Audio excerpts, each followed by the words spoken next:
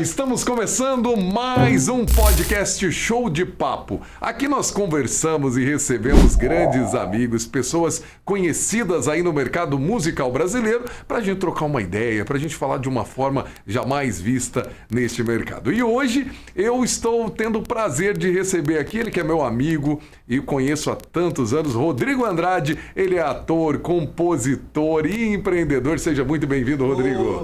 Obrigado, meu irmão. Prazer estar aqui contigo. Vamos lá, vamos sentar pra gente poder conversar. Tamo junto. Com tranquilidade. Meu querido, me conta um pouquinho, como é que você entrou nessa carreira de artista? Você primeiro você foi ator ou você foi cantor primeiro? A música veio primeiro. A música Primeiro começou. você foi cantor. Eu nasci em Altinópolis, interior de São Paulo.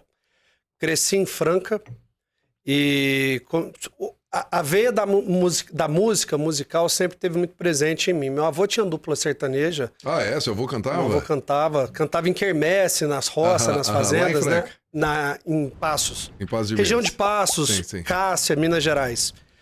E nas roças, né? Quermesse, essas coisas. Ele não chegou a cantar profissionalmente? Profissionalmente, não. Cantava profissionalmente, né? Mas numa proporção pequena, que então era em você festas teve essa muito referência pequenas. desde criança ali da música na sua família. Meu avô me deu um violão, eu tinha, 5, 6 anos, eu ganhei meu primeiro violão do meu avô. Que bacana. Mas ele nunca estudou, nunca teve professor, né? Eu lembro, assim, quando ele me ensinou os primeiros acordes do violão, aí, por exemplo, ele me ensinou Dó, Ré, Mi, Fá, Sol, Lá, Si, por exemplo, as notas principais.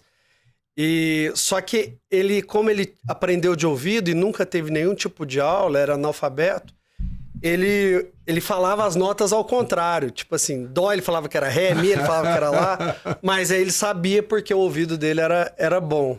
Era curioso isso. Entendi. E aí depois eu tentava falar pra ele, depois que eu aprendi, não, o Dó é aquele. Não, o Dó é aqui, começa de baixo.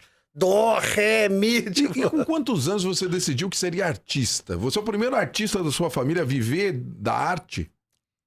Mais ou menos, porque a família do meu pai... Meu avô que cantava era parte de mãe. E a minha família, parte de pai, é do circo, né? Então, assim, meu pai trabalhou no circo. A minha bisavó tinha circo. Sua bisavó era dona do circo? Era dona de circo.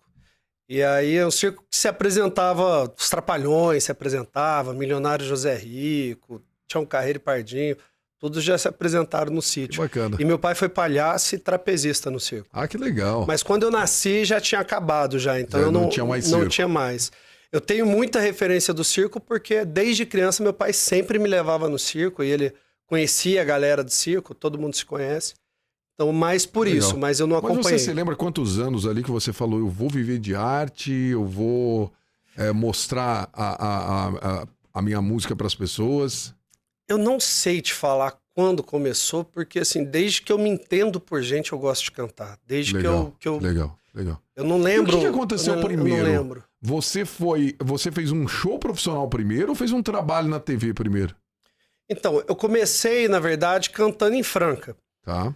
Na época, Franca tava o que é Goiânia hoje. Que tinha o Rio Negro Solimões, que era muito forte, Jean Giovanni. O Emílio Eduardo é de Araxá, mas sempre estava em Franca, que é muito forte. Tinha as duplas regionais lá, Rick e Roney, umas duplas muito fortes. Então, Franca era muito... O que é Goiânia um pouco hoje. A galera ia pra Franca pra ter dupla isso, né? Porque o que tá acontecendo em Goiânia já aconteceu com outras cidades. Já por exemplo, Ribeirão Preto, Londrina, né? Quando teve o Clube da Viola, né? Clube da Viola, a época do Clube da Viola era muito forte, né? Londrina teve quando o Fernando Sorocaba, depois o Luan foi pra lá. E agora Goiânia tá vivendo isso. Só que Goiânia tá vivendo, eu acho, com mais intensidade do que esses outros lugares. Lá virou o não é point, virou a capital, né? A capital das duplas. Lá exatamente. E isso traz coisas boas e ruins, né? Se você parar pra pensar, porque quando o sistema entende que tem lá vários empresários, investidores, é criado uma estrutura para que as pessoas tenham produtores, e hoje lá tem bons produtores. Sim, claro. Né, toda uma estrutura para atender essa galera que tá lá. Você chegou a morar em Goiânia, Rodrigo? Não, nunca morei em Goiânia. Já fui várias e várias vezes, mas morar nunca morei, não. Tá. É que Goiânia, eu acho que assim, ela criou muito isso por conta do Marquinhos Audio Mix, que começou o Marquinhos Audio Mix, né? E o Vander lá com a Work Show, né? Que acertaram uma série de artistas e lá eram os escritórios, aí a galera começou a migrar em busca de oportunidade. Exatamente isso. E você, depois de Franca, que você começou a cantar, e como é que você foi parar nas novelas? E como que você foi pra Globo? Como você foi pro Rio de Janeiro? Foi o trem mais doido do mundo. Minha vida é muito louca, porque eu cantava, mas eu não tinha banda na época. E como Franca era muito assediada, eu não conseguia ter banda. Eu não tinha empresário, não tinha produtor, não tinha nada. Então, na época, a gente cantava com MD, que era aqueles aparelhinhos, tem né? muita gente que não vai saber o que é MD, né? Então, MD é um aparelhinho que é só a base, né? Só o playback. E tinha que escrever o nome da música. Escrevi o nome da música. Esperando passar, né? O nome da música escrita. Eu tenho uma passagem muito engraçada, cara, com o Santiago, que hoje ele é meu amigo, do Guilherme Santiago. Que, na época, eu ia nos shows e eu chegava lá, queria encontrar com os artistas depois do show. Mas não era pra tirar foto, nem pra ter contato. Eu chegava nos caras, tudo bem, cara, eu canto, você não consegue me dar os playback original, se eu não? Aí os caras me davam. Uma vez o Santiago me deu o playback daquele som e imagem, aquele CD que estourou eles. Hábito, tinha muita música. E aí ele me deu o playback inteiro original. No MD. E eu virei o traficante de playback de Franca, porque os melhores playbacks que a gente tinha em Franca era eu. E aí eu vendia pra galera, e trocava. De playback. Pra galera. E a gente cantava só no MD, né? Chegava, plugava MD, play e o violãozinho em cima e cantando. Eu tive dupla com meu primo um período e depois sozinho. Como é que você chegou no Rio? Então, e eu tava num período muito assim, triste de não conseguir romper a bolha. Eu tinha uns 17, mais ou menos. Não, 16 anos. Eu não conseguia romper a bolha. E que ano foi isso? Foi... 99? Não, 2001. 2001, 2002. Você nasceu que ano? 84. 2001, 2002. E aí, eu sou de dezembro de 83, na verdade. Tá. Então, eu calculei, 17 anos, 2001, 2002. Eu tava naquele período assim, eu queria, mas não conseguia furar a bolha de ter uma banda, eu não conseguia um lugar fixo, maneiro pra cantar. Mas você já sentia que você Porque os caras já tinham empresário. Não, mas você sentia que você já tinha um dom pra interpretar, pra ser artista, não. Pra ser ator? Ator não. Você não sonhava em ser ator até então, era só nunca cantor. Tinha passado na minha cabeça. A sua ideia era ser só cantor. Sempre. O sonho era cantar. Sonho era cantar. Não era interpretar ainda. E eu já trabalhava essa época, com 15, 16, 17, eu também era vendedor ambulante. Você vendia o quê? Eu comecei vendendo perfume, roupa... Tipo Avon, assim? Não, era perfume falso, cara. Buscava na 25 de março. Tipo Avon, buscava na 25 de março, até descobrir o CD pirata. Aí vendi muito CD pirata. Você vendeu CD pirata? Muito, de porta em porta. Rapaz do céu. Inclusive, eu comprava muito CD pirata. Ainda bem que hoje em dia você não vende mais. De Goiás, de uns caras lá que virou muito importante de Goiânia. Que hoje é amigo. Eu sei que. Não vamos falar pra não falar lógico que o cara da pirateira e tal. Mas assim, eu comprava CD pirata. Aproveita e manda um abraço pra ele, tô brincando. E, cara, tem uma história muito engraçada, que o João Bosco e Vinícius estava estourado. E aí eu comprei um drive de CD. E eu tinha um mini estúdio na minha casa já. Som de áudio, umas plaquinhas pequenininhas que eu já gravava minhas composições. Eu mesmo gravava, editava.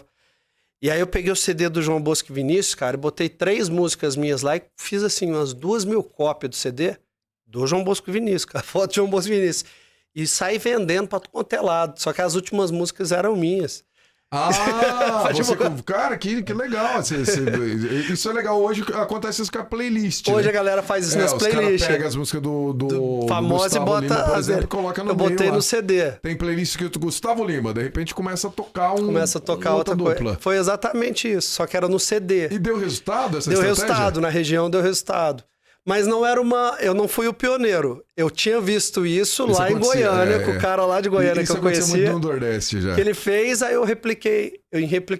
Tá. E aí, essa época, eu já sentia que Franca eu precisava sair de lá pra crescer. E quando você pensou assim, vou sair do crime, vou parar de vender coisa falsa? Cara, foi um dia, bicho. Eu lembro direitinho. Eu tenho muita fé em Deus. E eu chegava da escola, pegava o primeiro ônibus para a primeira cidade mais próxima. Legal. Ficava a tarde toda vendendo e à noite eu voltava para casa. E eu sempre voltava de carona. Ia para beira da estrada e ficava pedindo carona. E aí eu tava em Passos, Minas Gerais. E Passos tem um lugar que é o Trevo, que passa um ônibus. Os ônibus que vão para Franca. E a MG 050 que vai até Belo Horizonte. Tá. O centro da cidade fica assim, uns 8 quilômetros da onde passa o trevo do ônibus. E eu tava na beira da rodovia ali, eu vendia no centro, E aí eu voltei, cara, Nessa época você vendia só CD. só CDs. Pirata. Com a mochila, eu vendia CD e tênis também. Então eu tava com a O mochila tênis não era falso. também. Tudo de Nova Serrana. Os Reebok, Mentira, já cara. prescreveu isso já. Não tem mais problema, já foi. Mas eram os Nike, os Mizuno, Era na época os mesmo? Adidas. Esses que vendem hoje em dia por aí. Era Entendi, isso. mas era feito em Era Nova feito em Serrana. Nova Serrana. E o pai do menino que estudava comigo, ele vendia na região de Franca. Entendi. Aí eu pegava na casa dele, eu tinha uma mala grande da minha mãe, que cabia Rapaz, 12 pares exatos. Que história. Acho que ninguém sabia esse seu lado. Eu contei uma vez no Jô Soares essa Você contou a história. história. E aí, Ele bicho, deve ter rachado de rir. foi engraçado.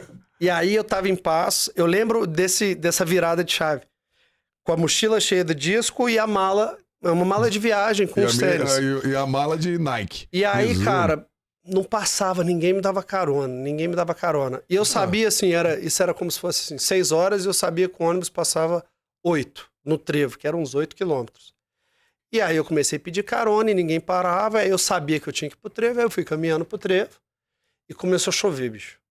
E chover, mas chuva de pedra. Nossa. Cara, mas pensa uma chuva assim, pesada. Eu lembro que eu pegava a mala de tênis e botava assim em cima de mim, porque não tinha recuo, não tinha lugar pra se esconder, que já era a beira da rodovia. E aquela chuva no meu lombo, cara, que doía. Eu lembro, assim, o tanto que doía. E, cara, eu já tava muito cansado de ser vendedor ambulante, porque vendedor ambulante passa muito perrengue. Você já tinha corrido de fiscal várias vezes. Você chega nas cidades, vem os fiscais, né? Já tinha já acontecido muita coisa já. E eu tava cansado. E esse dia, cara, começou a chover, eu comecei a pedir pra Deus. Falei, Deus, nunca mais na vida eu quero passar por isso, eu não quero mais. E aquela chuva no lombo doendo. Você ia só de carona, de um lugar, de uma cidade. Eu ia de ônibus e voltava de carona. Aí quando eu não conseguia volta, eu pegava o último ônibus de volta. E eu comecei a pedir pra Deus, cara. Falei, nunca mais eu quero passar por isso, nunca mais. E aquela chuva, cara, me destruiu. Aí um caminhoneiro parou e me deu carona, assim, eu todo ensopado com a mala. Foi o maior trampo guardar a mala dentro da cabine. E aí eu cheguei em casa, cara, tarde. Aí eu lembro que, assim, 2 dias depois, isso foi em agosto de 2004. Julho de 2004, era férias. Aí minha mãe, ela sempre leu o jornalzinho da cidade. E na cidade eu já era meio conhecido, assim, nas meninas, de ser namorador, essas coisas assim. Aí minha mãe pegou o jornalzinho assim e falou assim, nossa, olha aqui, tá escrito que tá faltando ator na Malhação, por que você não vai pra lá? Aí eu peguei e falei, mas... E a Malhação já era famosa, A Malhação já tinha era tempo. o ápice da Malhação, era o ápice, era o auge. Aí eu falei, Malhação? Malhação. Se eu fizer Malhação, vou ficar famoso. Se eu ficar famoso, eu vou ter dinheiro. Se eu tiver dinheiro, eu posso gravar meu CD. Aí eu não preciso ficar dependendo de empresário. Entendi. Aí eu posso ter minha banda. Você pensou, você já fez toda uma linha do tempo na sua cabeça. Foi você falou... esse pensamento, cara. Foi um falei pensamento agora. muito inteligente. Desse Né? jeito. Você pensou, vou na Globo, vou ter visualização. Vou ganhar dinheiro. Vou me bancar, vou gravar meu disco. E banco o disco, e vou poder ter minha banda sem precisar de empresário. Foi exatamente esse pensamento que me levou pra Globo. E aí você foi e fez um teste. E aí, aí isso eu peguei e falei assim, vou pra Globo. Falei, vou fazer Malhação, julho. Aí minha mãe falou, sério? Eu falei, é. Aí eu peguei, cara, assim, falei assim, vou semana que vem. E o teste era no Rio de Janeiro? Não tinha teste. Só tava falando que a Globo tava escassa de galãs de Malhação. Era só isso? Eu não tinha a menor noção. Era tipo uma matéria falando sobre isso. A Globo tá com problema lá de na época o jornalzinho tinha lá o resumo das novelas, aquelas coisas assim. E aí, cara, eu pensei, eu falei, eu vou pra lá. Meus pais, cara, tem uma coisa muito positiva. Meu pai sempre foi muito sonhador, muito... Ele veio do circo, né? Eu nunca tive limite. Tá. Nunca tive limite. Nunca colocaram limite no seu sonho. Zero. Com 16 anos eu fui parar em Campinas pra achar a Sandy, pra namorar com ela. Mentira, cara. Não, conta essa história antes da gente voltar pro Rio de Janeiro. Conta. Você falou, vou lá, porque todo mundo... Cara, eu era apaixonado pela Sandy. Todo menino, o Luan e eu, nós falamos muito sobre isso, porque o Luan fala que ele já falou isso em várias entrevistas, que ele já fez oração pra namorar a Sandy. A Sandy. Todo menino ali, nascido da década de 80, começo de 90, sonhou em namorar a Sandy. Todo mundo sonhava em fugir de casa pra ir pra Campinas pra tentar namorar com ela. Exatamente. E eu fui. Porque passava, né, aquele... seriado da Globo. Seriado. Sandy e aí, Júnior. quando a gente ficou sabendo que o Paulinho Vilhena começou a namorar com ela, você Nossa, lembra? que ódio daqui, cara. Tristeza. Ele é meu parceiro hoje. A gente queria matar ele, né? Mas e aí? Aí você tomou a decisão que todo menino queria fazer, você fez. Foi de jeito, bicho. Eu tava no carro, um dia com meu pai e eu tava ouvindo uma música do Henrique Iglesias. Sei. E triste, porque eu era apaixonado nela, cara. Eu tinha uns 15 anos, eu acho. 15, 16, acho que uns 15.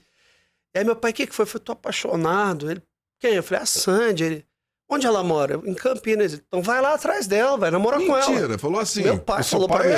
Meu pai é desse jeito. Vai lá atrás, você consegue. Ele ajuda, ele dá um empurrão. Aí eu falei assim, será? Ele falou, é. Aí ele plantou essa semente. Passou um tempo, a gente brigou, ele brigou comigo. Eu falei, então eu vou sair de casa. Ele, vai. Peguei minhas coisas, saí e fui pra Campinas, velho. Vou pagar de Chororó. Fui pra Campinas, cheguei lá, parei, eu já vendia, já tinha meu dinheirinho. Parei na rodoviária, peguei uma pensão lá, fui morar na pensão. Mas qual que era o plano? Vou pra Campinas? Como é que eu falei, vou pra Campinas, Mas como é que você imaginava que você ia conhecer a Sandy? Minha vida sempre foi assim, cara. Vou pra Campinas, vou arrumar um trabalho de vendedor. Eu sempre vendi muito bem. Tá. Vou ser vendedor numa loja de shopping, alguma coisa. Eu já era eu tinha 16 anos. Porque eu já era emancipado já. Eu já tinha carteira de trabalho. E aí eu falei, vou pra Campinas, arrumo uma loja no shopping pra vender. Ela estuda no colégio Notre Dame, que eu sabia. Você já fez uma pesquisa. Nem sabia se ela estudava mesmo, mas se gravava o Sandy Júnior no colégio Notre Dame, isso eu sabia. Falei assim, até eu encontrar ela. O dia que ela encontrar comigo, não vai ter chance. Ela vai apaixonar.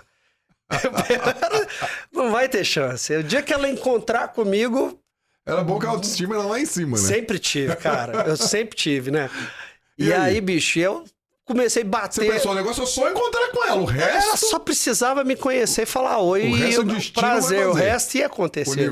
Eu tinha isso dentro de mim, muito forte. E aí, cara, eu fui lá na porta do bendito Notre Dame e falava com segurança, com o povo, e ninguém dava informação, eu andava, não sei o quê. Aí eu vi ela uma vez na vida. Você viu? Uma vez na vida. Mas lá no Notre Dame? Não, numa... Eu nem lembro o que era. Era um... Em Campinas tinha um... Não era academia. Era um lugar que eu sabia que ela ia. Tá. Não era academia, era um... Tipo, onde elas ensaiavam, alguma coisa assim. Lugar de dança, assim. Que eles ensaiavam os shows, alguma coisa assim.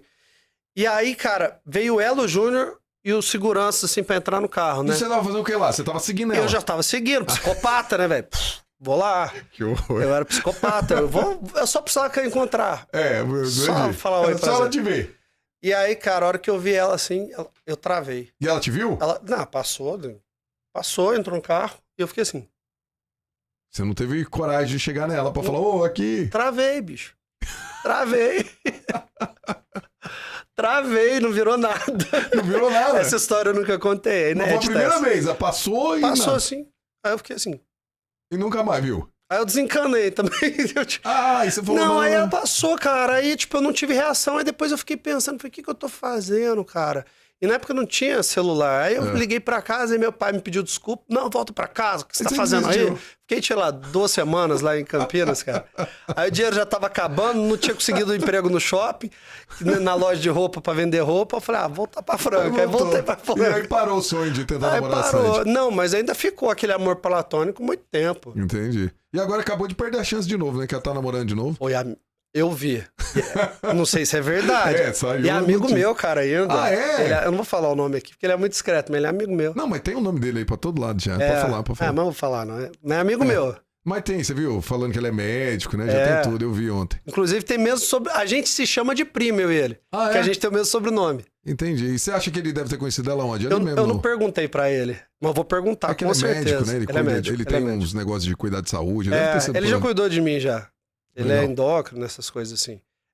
Cara, muito maneiro, muito maneiro. Aí você tava com o sonho de Aí minha mãe falou e foi esse pensamento. Globo, famoso, malhação, vou ficar famoso, ter dinheiro, ter E na cabeça vai parecendo uma conta, É muito simples, cara. Fama igual dinheiro, igual mulher A minha bonita, cabeça igual... é muito simples, bicho. Sucesso. E eu vou te falar, até hoje eu tenho essa cabeça louca. Às vezes eu olho uma coisa assim, eu já penso assim, lá na frente. Até hoje eu sou assim. Né? Aí eu falei, vou pro Rio, mas eu preciso ser ator. Eu nunca tinha assistido uma peça de teatro, cara. Eu tinha ido, pra falar que eu nunca tinha ido numa peça de teatro, eu tinha ido uma vez com a escola assistir uma peça da Sheila Carvalho. Só pra tirar foto com ela, que ela era a loira do Tchan.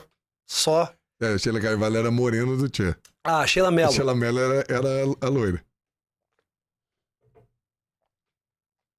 Ela fez uma peça em Franca, a escola foi convidada pra ir, eu fui lá, foi a única vez que eu fui no teatro na vida, e eu falei, nossa, legal pra caramba. Mas isso me ajudou como ator, sabia? Eu imagino. Porque aí eu falei, bom, o que eu tenho que fazer? Eu vou chegar no Rio, aí mesmo pensamento. Da Sandy, foi a mesma coisa. Vou vender umas coisas, eu tinha uma bateria, vendi uma bateria por R$700 para um amigo meu. Peguei meu violão, mochila de roupa, pensei, R$700 na época. Falei assim, vou gastar 300 pro primeiro mês numa pensão, vai sobrar 400. 400 eu consigo um mês comer e dentro de um mês eu já arrumo um trabalho num shopping como vendedor e vou estudar teatro. Tá. Porque eu sempre fui muito, assim, eu vou ser ator, mas eu preciso aprender. E aí eu peguei e falei, mãe, eu vou pro Rio. Ela, como assim? Você tá doido? Eu vou pro Rio, vou fazer malhação, vou gravar meu CD. Ela, você tá falando sério? Vou. Então tá, então vai, né? Fazer o quê? Não tinha como me segurar. Isso foi em julho. Dia 5 de agosto eu tava entrando no ônibus. 5 de agosto de que ano? De 2004. 2004. Eu tava entrando no ônibus pra ir pro Rio de Janeiro. E não tinha ninguém lá no Rio? Ninguém ia te esperar na rodoviária? Zero. Tinha nenhum Mas conhecido. você já sabia onde você ia ficar? Não. Sabia não. Eu ia chegar e pegar uma pensão. Tá. Toda rodoviária Tá. tem pensão perto, hotelzinho barato perto. Essa foi a minha cabeça. Nesse meio tempo, a minha mãe descobriu que o primo, ela tem um primo primeiro, que o primo da minha mãe tinha um primo que morava no Rio de Janeiro. Tá. Olha que é Deus e o universo é muito louco. E minha mãe ligou pro primo dela, pedindo, pelo amor de Deus, que o filho dela tava indo pro Rio de Janeiro, que não conhecia ninguém, se ele podia dar uma força. E aí, o primo da minha mãe ligou pro primo dele, falou, explicou tudo. E pediu, e falou, olha, ele tá chegando no ônibus amanhã, 8 horas da manhã. Nisso eu já tinha saído, 12 horas de viagem de Franca. Quando eu desci, tinha um cara, assim, bem baixinho, muito baixinho, chegou e falou assim, seu Rodrigo. Ele tem um jeitão assim, né? É um grande anjo que apareceu na minha vida. Eu falei isso a ele, a sua mãe ligou pro meu primo me ligou. Eu falei, ele falou assim, eu moro aqui no Rio, meu nome é Lorival Prudêncio, mas me chama de Lolô. Eu falei, nossa, prazer, não sei o que. Ele falou, sua mãe tá muito preocupada, e eu falei que eu ia ajudar você nessa chegada. Então você fica na minha casa uma semana até você achar um lugar. Até você achar um lugar pra ficar. Você conhece o Lolô até hoje? Até hoje. Resultado, ele era professor de teatro numa escola de teatro. Olha isso, olha que vida, cara. velho. É Deus. Olha o jeito que a vida é louca, cara. O jeito que Deus vai plantando. E né? na vai Cal, que é tipo assim, a melhor escola de teatro do país. É uma das melhores escolas de teatro do país. Cara. Você que tava indo procurar uma vaga na Malhação, não entendia nada de como interpretar. Mas não entendia nada. O professor foi te buscar na rodoviária. Mas eu já tinha na cabeça que antes de eu querer chegar na Globo, eu tinha que estudar e chegar calçado. Eu sempre tive isso. Qualquer coisa que eu predisponho a fazer, primeiro você vai estudar. Antes eu estudo. Isso é maravilhoso. Eu estudo, preparo pra chegar.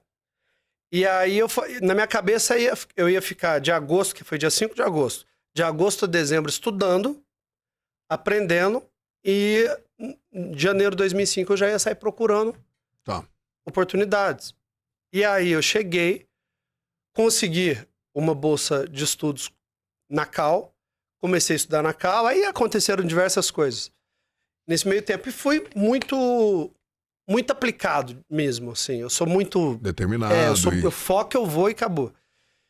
E aí, cara, logo que eu cheguei, a Cal era assim, cheio de alunos que já vinha do teatro desde criança, que já estudava teatro. Que já ou tinha pai ou mãe do teatro. Tinha muitos filhos de atores da Globo lá.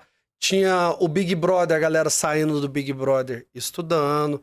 Então já tinha pessoas reconhecidas lá. Tinha a galera de oficina de atores da Globo, que saía da oficina e ia pra lá estudar. Então já era renomado. Aí eu consegui entrar lá, ainda nesse ano. Consegui. E como você sobreviveu? Como que você ia conseguindo dinheiro? Cara, no primeiro mês eu fiquei na casa do Lolô. E ele foi um anjo, porque ele, tipo assim, ele te ajudou financeiramente. Almoço, não financeiramente, mas ele assim... pagava comida.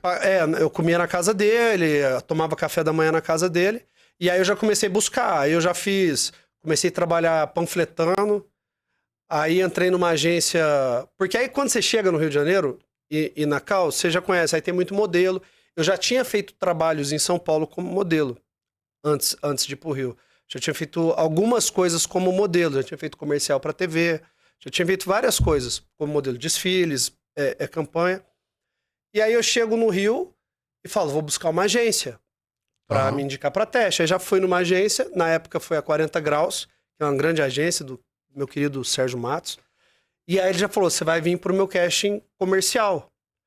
E aí eu já entrei lá, já comecei a fazer, como fala, testes, casting pra comercial pra TV, então.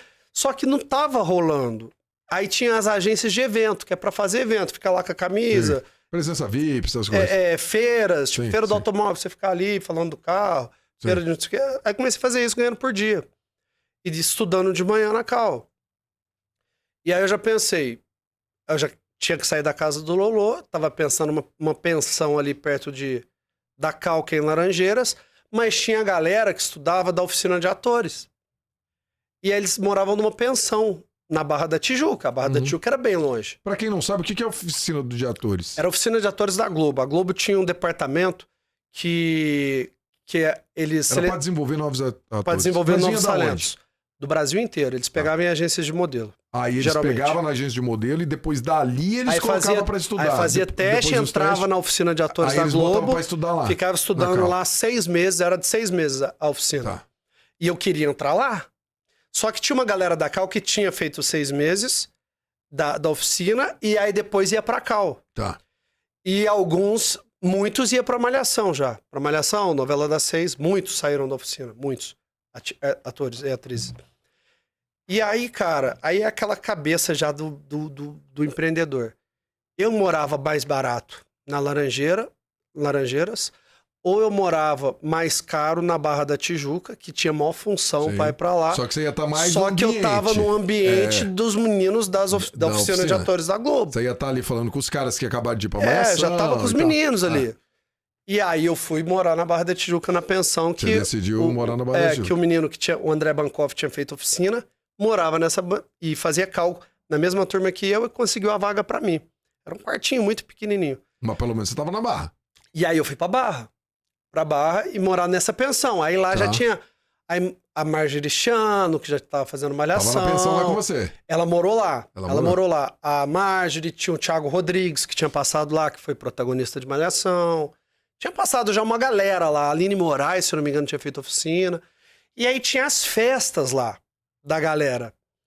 E nas festas sempre tinha ator, produtor de elenco, que é o cara que te chama pra testes. E eu comecei a entrosar com essa galera, conhecer esse pessoal, o pessoal me conhecer.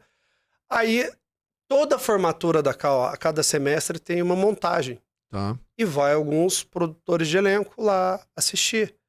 E aí me chamaram para fazer um cadastro na Globo. E eu fiz o cadastro na Globo.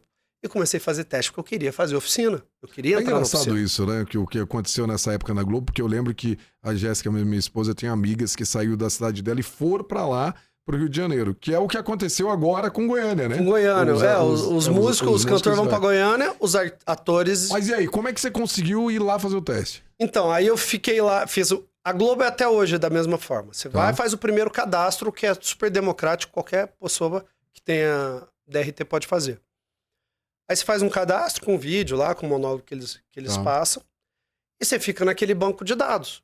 Os produtores de elenco, quando eles vão escalar um ator para uma novela, eles vão lá naquele banco de dados e olha, eu preciso de um ator com olho claro, pele branca, sotaque mineiro, meu sotaque é mineiro, um exemplo, que fale com sotaque mineiro ou paulista, de 1,75 m a 1,80 m, corpo atlético, faz assim. Aí aparecem aqueles atores. Aí, a partir dali, eles convidam quem eles acham interessante para fazer teste. E aí, a partir do teste, o produtor de elenco já seleciona ali o que ele acha melhor, leva pro diretor. O diretor de elenco aprova junto com o autor, com o diretor de núcleo. Aí tem uma série de peneiras assim até, entrar. Mas eu fiz muitos testes antes de entrar pra novela.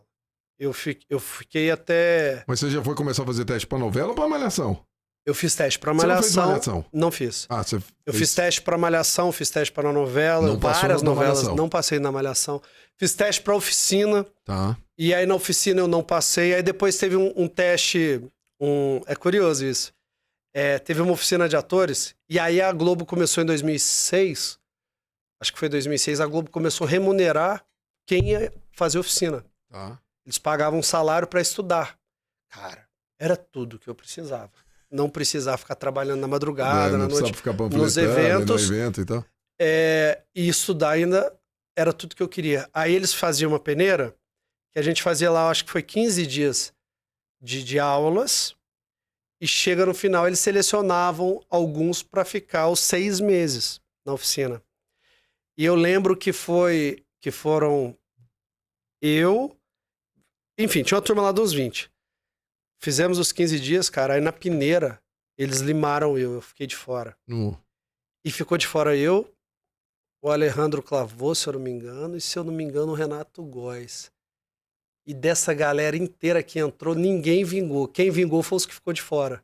O Alejandro tem uma super carreira linda hoje na Globo. O Renatinho Góes também, acho que ele saiu, não tenho certeza, mas tem uma puta carreira linda na Globo hoje. E eu fiz muitos trabalhos legais na Globo. Legal. Os excluídos foram os exaltados anos depois, né? Isso deve ter sido 2006. Qual foi a primeira novela que você entrou? Primeira novela, primeiro contrato, 2009. Que aí tem uma linha do tempo de 2006 a 2009 que eu fiz teste. Ficou 3 anos ali na luta. Tentando, e nada. Lutando e... Comecei a tocar na noite. Você começou paralelo, você lembrou ali de novo cantar o na sonho noite no Rio de Janeiro. Nunca abandonei. Tá. Comecei a achar uns lugares até perto do Projac, Curicica. Você já cantava sertanejo lá? Sempre foi sertanejo, cara. Numa época que Só que essa época não tinha. Essa época não aceitava. Os caras não davam sertanejo. Os caras, tipo assim, abria o barzinho quinta, sexta, sábado, domingo, não podia cantar sertanejo. Aí às vezes eles deixavam eu na terça. Mas tinha um menino, o Daniel, que ele foi tocava assim que muito. Nasceu a terçaneja, né? Aí foi anos depois, virou a terçaneja. A terçaneja, depois virou quartaneja, depois virou quintaneja e hoje é tudo neja no Rio de Janeiro.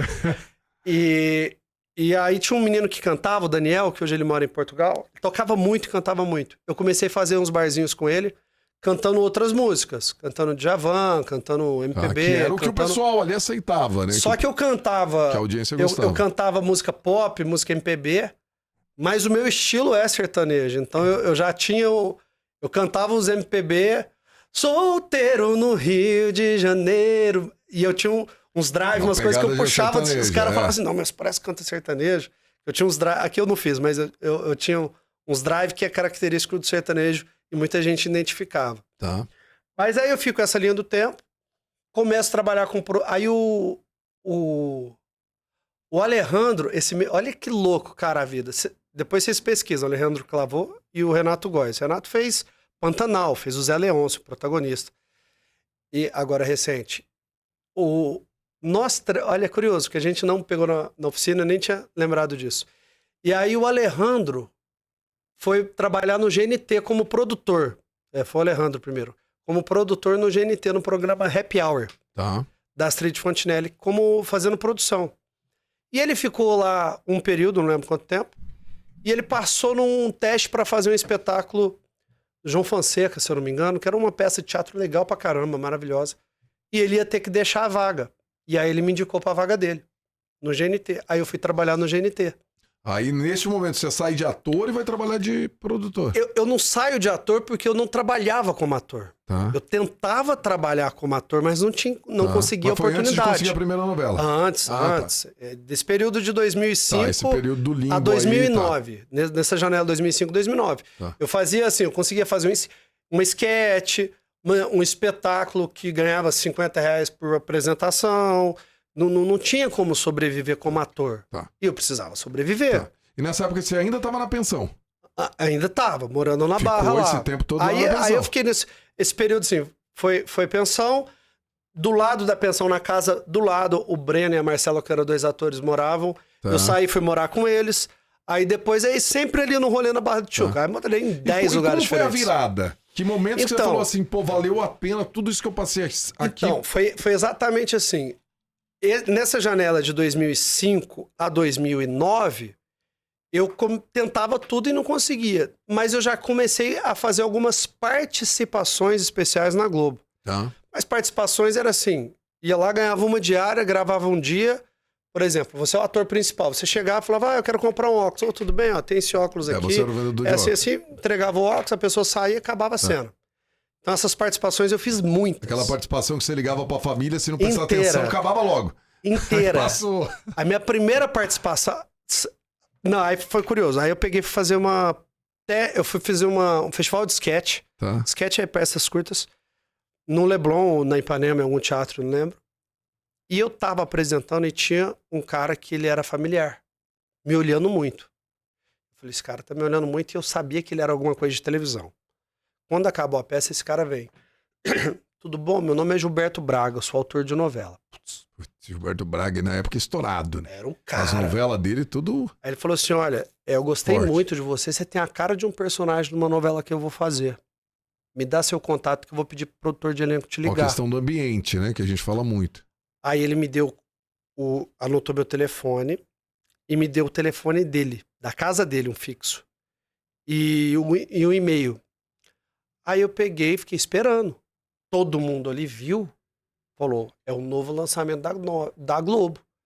Era a novela das 9, irmão. Tipo assim, era muito... E qual que era a novela? Era Paraíso Tropical, Paraíso que tinha o Tropical. Wagner Moura Aham. lá. E aí o produtor André Reis me chama pro teste. Aí eu peguei... Tá, ficou uns dias ali, ele te É, passou o demorou uns telefone, 20 dias depois assim te pro ligou. cara me ligar. O cara te ligou. Aí o cara me liga. Puta ansiedade, né, cara? 20 dias. Vai ligar, não vai ligar, Aí o não cara vai me ligar? ligou, cara. Ó, vai ter teste tal dia. Aí eu peguei e fui na farmácia, cara. Comprei um creme, chamava Amacy Hair, de alisar o cabelo, velho. Fui Alisou lá, o cabelo? passei, cara, pra alisar meu cabelo. Meu cabelo é ondulado, né? Agora ele tá liso porque tá curto, mas ele é ondulado. Aí passei aqui lá, e na minha cabeça eu falei assim, vou deixar... Lá recomendava assim, 5 minutos, no máximo enxágua. Vou deixar E eu falei, vou bem. deixar uns 10, 20 minutos, né? Pra ver se fica melhor. Nossa, cara. O que Cagado. aconteceu? Cagado. Ah, E aí deixei lá, a hora que eu lavei, cara. Eu lavei que eu fiz assim, meu cabelo fez assim, ó. Pá! Aí eu molhava, fazia assim pra ele ficar assim, ele tá. Eu molhava, passava o gel, ele tá. E foi chegando a hora, eu fui entrando em desespero, eu tentava secar. E, cara, eu penso um negócio cagado, Meu velho. Deus, cara. E aí você eu falou, desesperado, Jesus. cara. E eu lembro disso, era pós-almoço, era tipo 1 hora o teste. Era pertinho já. Era ele tava com o perto cabelo já. pá. E eu, nossa, não dá pra fazer. Aí cheguei na Globo lá pra fazer o teste. Desesperado. Já tinha feito um monte de teste, cara. Essa era a maior oportunidade da minha vida. E aí você foi com o cabelo pá, E não mesmo. tinha. Aí cheguei lá antes do teste. Eu tava com uma camisa, eu acho que cinza, vermelha, uma coisa assim. Aí o cara me chamou lá na salinha. Eu falei, não, posso ir no banheiro rapidinho. Fui no banheiro e molhei pra ver se ele ficava. Só que aí a água bateu assim, começou a molhar toda a minha roupa, com aquelas marcas, tudo molhada, minha De blusa, mancha de cara. água. E aí eu olhava no espelho e não tinha como ficar bonito, cara. E eu lembro, cara, que eu ajoelhei no banheiro, velho, lá na Globo. Eu ajoelhei no banheiro lá e comecei a orar, cara. Falei, Deus, me ajuda, para meu cabelo pra cabelo, cima, pelo com a amor roupa de molhada. Deus, cara. Assim, mas tudo cagado. Eu saí. o André Reis, cara, que virou um cara mó maneiro, depois a gente acabou tendo muita relação depois. Eu acho que eu queria um dia perguntar pra ele o que ele pensou. Porque se o moleque entra no banheiro com o cabelo cagado e sai um monstro molhado, todo ensopado, o que esse cara arrumou, velho? O que esse moleque fez, velho? Tamo no banho aí, pô. Aí eu fui lá e, cara, eu fiz o teste, mas foi uma porcaria. Deve ter foi sido, ruim. eu não lembro, porque eu fiquei tão nervoso, tão E tenso. ninguém comentou do cabelo? Não, ninguém comentou. E eu fiquei tão tenso que deve ter sido uma merda. Deve ter sido uma merda. tá. Aí passou uma semana, 2, E 3, você falou, 4. não vão me ligar. E ninguém me liga, ninguém me liga. Você falou, também foi E a Marcela- culpa do alisador. E a Marcela, que na época morava comigo, ela falou assim, não, ele vai ligar, ele gostou muito, você vai ser... Eu falei, cara, aí daqui a pouco eu falei, eu tenho o telefone dele, será que eu ligo? Não, liga lá na casa dele. Aí liguei lá, atendeu uma mulher, falou, Gilberto Braga tá aí. Tá, quem é? Rodrigo Andrade. Quem é Rodrigo Andrade? Aí ele falou assim, alô? Oi, Gilberto, tudo bem? É o Rodrigo, você me viu no teatro, pediu pra eu fazer o teste, tal. Lembra ele?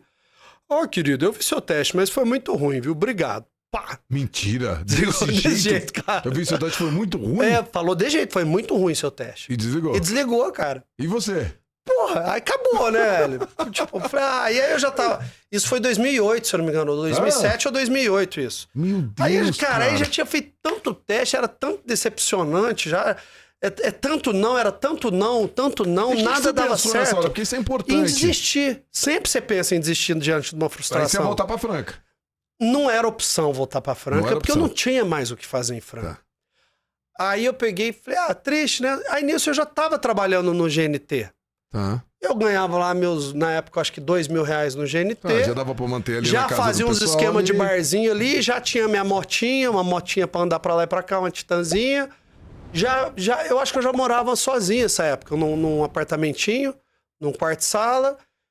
Vou largar a mão, não adianta, não vai entrar na Globo. Já tinha feito umas 10, 20 participações lá, de só pontinha, e não virava nada, ninguém me conhecia. Então eu falei, largo mão, já. Aí fui trabalhar numa banda chamada Água de Fogo, que era uma banda de axé, lá do Rio de Janeiro. Você cantava na banda? Eu comecei, produtor, fui trabalhar como produtor neles. Tá. Que depois cantei muito com eles depois. Mas na época eu fui trabalhar como produtor, que era os fins de semana. Então eu já trabalhava meio de semana na GNT, fim de semana fazendo show. Cantava em alguns lugares nos buracos, já, sertanejo. E quando pintava, fazia de tudo, trabalhava tudo que aparecia. E foi ficando longe essa coisa assim. Comecei a cansar de ficar buscando. Aí um dia o André Reis me liga, que era o mesmo produtor da mesma novela. Já tinha começado Paraíso Tropical. Meu personagem ia ser filho do Marcelo Antoni e da Glória Pires. Que quem fez foi o Gustavo Leão, que lançou nessa novela. Explodiu na época. Eu lembro. O personagem explodiu. E aí ele falou, cara, vem fazer uma participação aqui. O Gilberto mandou te chamar. Falei, nossa, cara. O Gilberto Braga. O Mandou mesmo te que falou chamar. tinha sido ruim. Falei, pô, uma então participação. Não esqueceu de você. Participação legal. Acho que ele ficou com dó. Acho que ele deve ter pensado assim, Um nossa. prêmio consolação. Chama ele pra qualquer coisa aí, né? Aí chegou lá, falei, pô, participação, novela das 9. Eu tinha feito na novela das 7, das 6. Das Malhação. E você pensou que ia ser um Turma do vendedor de óculos de Didi. novo, um negócio assim, um frentista. Aí eu falei, o que é? A mulher falou assim, é um vendedor da loja da Claro, é um merchan da Claro.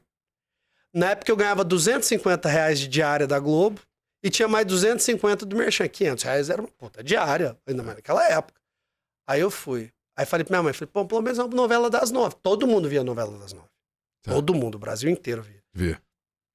Aí eu falei assim, vou fazer participação lá. E o cara veio o teste, aí a hora que eu li o texto assim, vendedor 1, parabéns, você fez uma excelente compra. Era esse texto. Cara, só isso Só você ia isso, falar. parabéns, Fez uma excelente compra. Aí vem a menina, a atriz, que era namorada do personagem que eu tinha feito teste, entra assim, eu com a sacolinha. Ela, oi, tudo bem? Eu falei, tá aqui, ó, parabéns, você fez uma excelente compra. Ela pegava e saía. Só isso. Só que era um carão na novela das 9, bicho. Tá. Ia aparecer. Ia ficar aí 5 segundos, mas aparecia. Mãe, assiste. Cara, o dia que foi passar, a câmera aqui assim, ó. Parabéns, você fez uma excelente compra. Só apareceu minha nuca. Não apareceu sua Não cara. apareceu meu rosto, velho. Só apareceu minha nuca, só meu contra... E a família tudo viu só. Aí a mãe falou, eu era ele mesmo, Cara, eu via que parecia a cabeça dele. Pensa outra decepção, Meu porque aí Deus. todo mundo, você não ia aparecer ontem? Eu falei, pois é, apareceu minha nuca. Outra decepção. Eu falei, Alex, eu quero essa merda mais não. E aí eu já tava no Água de Fogo, e o Lequinho já... Água de Fogo era a banda. Era a banda. E a banda fazia muita micareta, legal, show grande, na região inteira. E o Lequinho, que era o vocalista, que também é dono da banda, ele começou a me dar maior moral, ele começou a me pôr pra cantar sertanejo. No momento sertanejo, ele era você que entrava. Ele me chamou, começou pra fazer. Na época o Michel tinha estourado. Aí Se Eu Te Pego. Tá. Naquela época do Aí Se Eu Te Pego. 2010 ali. Acho que foi até um pouco antes, 2009, se eu não me engano. João Bosco e Vinícius estavam muito forte. João Vinícius Chora Me Liga. Chora Me 2009, Liga. Estourado. Aí, cara, eu comecei a cantar, fazer um bloquinho sertanejo nos shows. E comecei a conhecer um contratante aqui, um contratante ali, um contratante aqui. A banda rodava bastante já. Tá. E aí comecei a... Putz, legal, né? E aí começou a Globo me chamar para mais participações. Só que aí eu comecei a negar. Legal? Aí eu comecei a negar. Você começou a negar porque você falou, pô, Porque da eu onde falei, você cara, ficou eu já chateado, sabia, eu já vou tinha lá, feito, mãe. cara, eu já tinha feito umas 30. Você pensou, ligo pra todo mundo, avisa, depois passa só eu no já tinha caminho. feito, as que eu mais apareci foi Turma do Didi e Zorra Total. E Linha Direta, que as que eu aparecia, eu fiz protagonista do Linha Direta. Você fez? Fiz protagonista Você do era Linha o Direta. assassino. Umas 3 vezes, teve um que foi bem grande, que eu era chamava Mulas do Tráfico. Eu captava mulheres na balada pra elas viajar com droga pra fora do Brasil. Essa você nem ligava pra família, me via aí. Não, aí as pessoas que me conheciam já via. Eu falava, já era legal. Pô, o cara tá aparecendo. Tudo bem que era no Linha Direta. Mas eu já tinha noção que não ia virar nada. Tá. Eu já tinha feito algumas participações com o Didi, na turma do Didi. O Didi falando com você e tal. Que eu já aparecia, tinha textos maiores, tinha uns personagens que eu tinha feito no Zorra Total, personagens grandes, com bastante texto, mas eu via que, tipo assim, não ia sair daquilo. Tá. E a gente conhece muita gente que passou uma vida inteira naquilo, e eu falei, não, cara, meu foco é música, eu vou pra música, mas nisso eu já tinha me apaixonado pelo teatro. Tá. Falei, então meu foco é música e teatro, que se foda televisão. Esse negócio de participação aí, vou largar Não vou aqui. mais fazer. Eu já ganhava no Água de Fogo a mesma coisa que eu ganhava numa participação na Globo, então, tipo, não vou mais fazer. Até que um dia, aí tinha feito teste pra Caras e Bocas, 2009.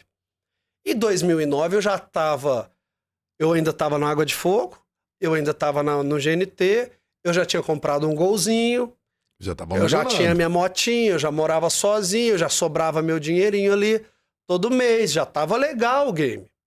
Já tava legal, já tava infernizando o Marcelo Vital pra criar um movimento sertanejo na Barra da Tijuca. Legal, legal. Já tava acontecendo tava as fazendo barulhinho coisas, ali. já tinha um relacionamento com a galera na Barra, com muito ator, já conhecia muito ator, muita atriz, muitos produtores, muitos diretores. A galera já me conhecia também, via que todo mundo sempre me viu, todos, como um cara que sempre ralou muito. Sempre Cara- que era cara cara que correria. era do Que corre. correria, que tentava fazer as coisas. E aí, bicho, eu tava em Volta Redonda fazendo um show.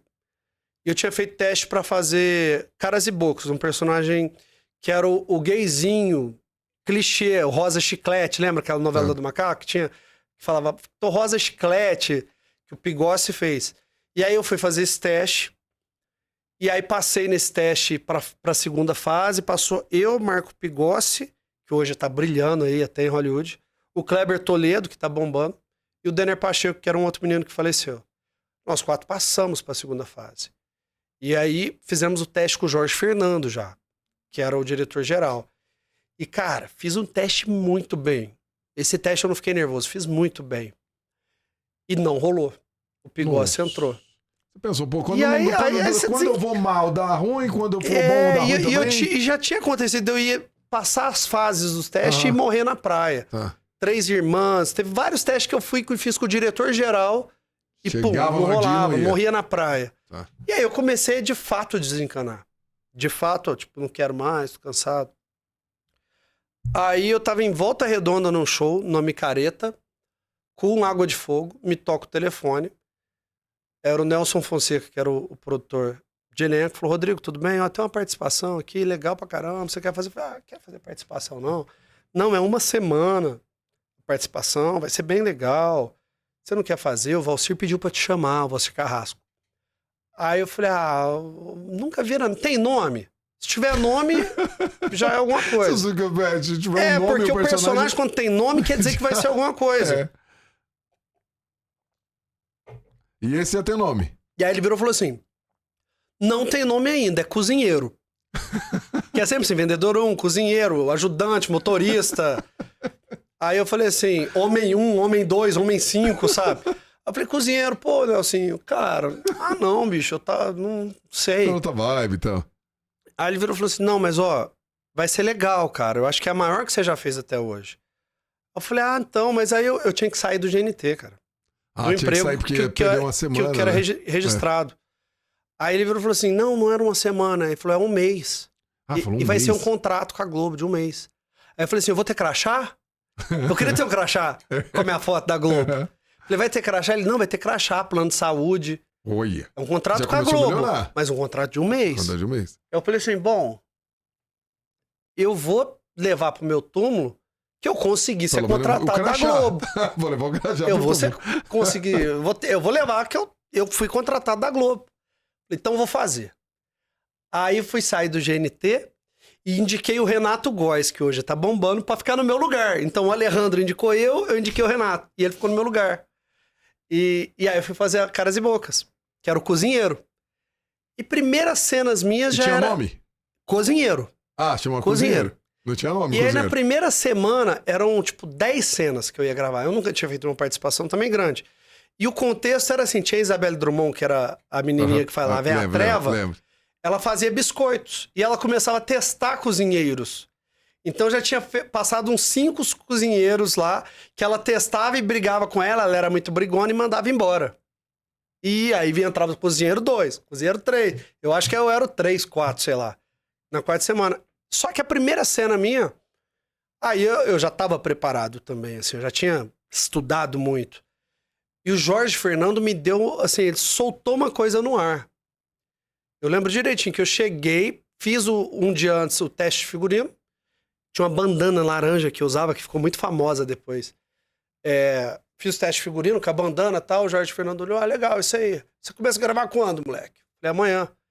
Não vai ser eu, não. Mas, ele falou com essas palavras, o menos é mais, viu? Você lembra disso? O menos é mais. Porque quem chega em participação sempre quer aparecer pra chamar atenção. Uhum. E aí o diretor não gosta. Não gosta, porque fica falso.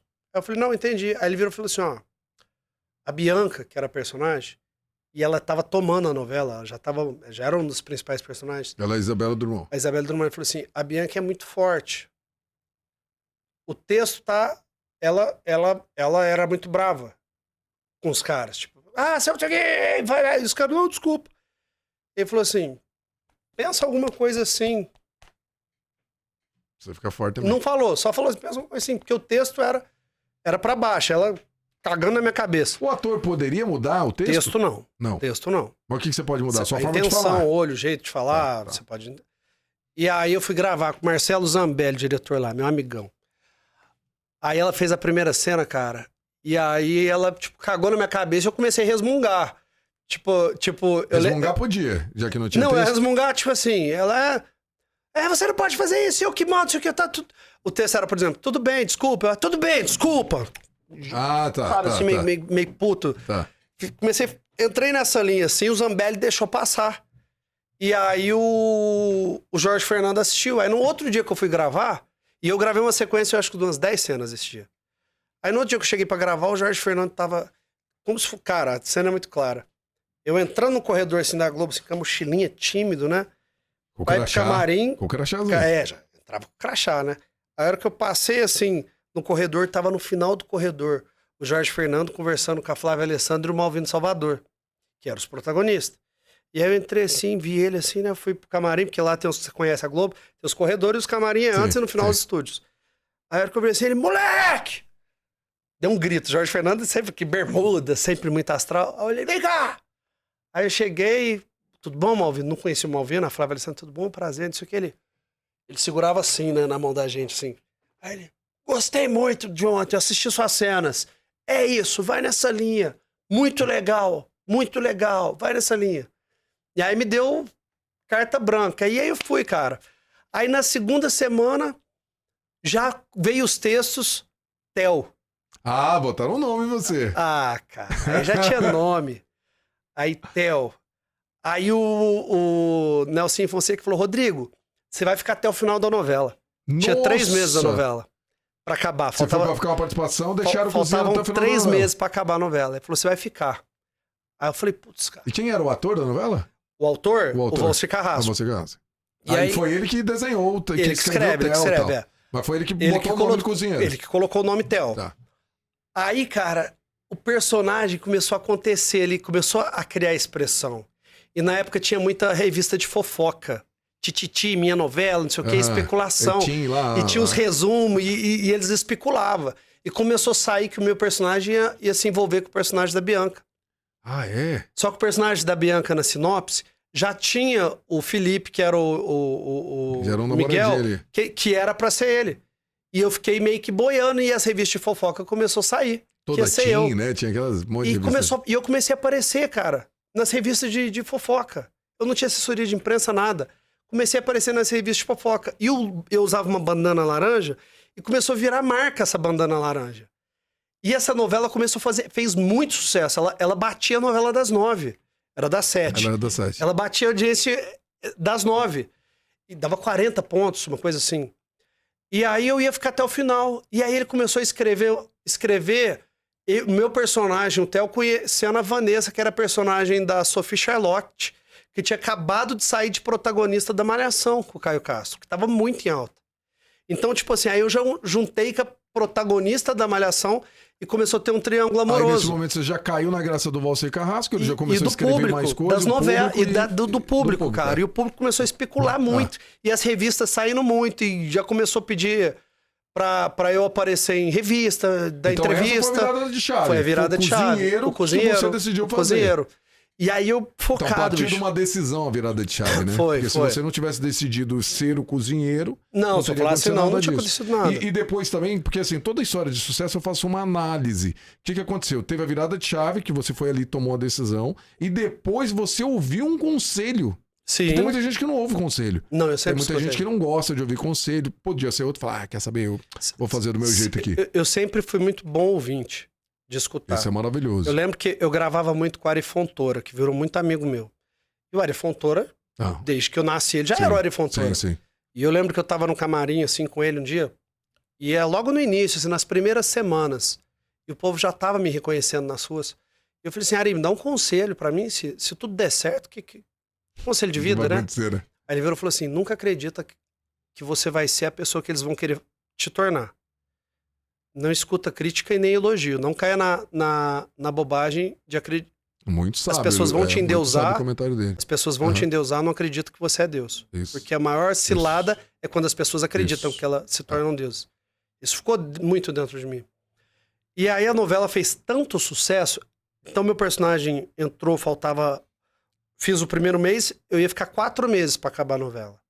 Só que a novela fez muito sucesso e esticou mais 2 meses. Aumentaram a novela. Aumentaram a novela. Foi uma das novelas mais longas que Então a Globo ficou já teve. 6 meses a Foi mais. 200 e carambada de capítulo. Nossa. E aí teve tempo Mais pro de meu um personagem ano no ar. acontecer. Ela ficou 1 ano no ar quase. E teve tempo pro meu personagem acontecer. E meu personagem começou a Como acontecer. chamava a novela? Caras e Bocas. Caras e Bocas.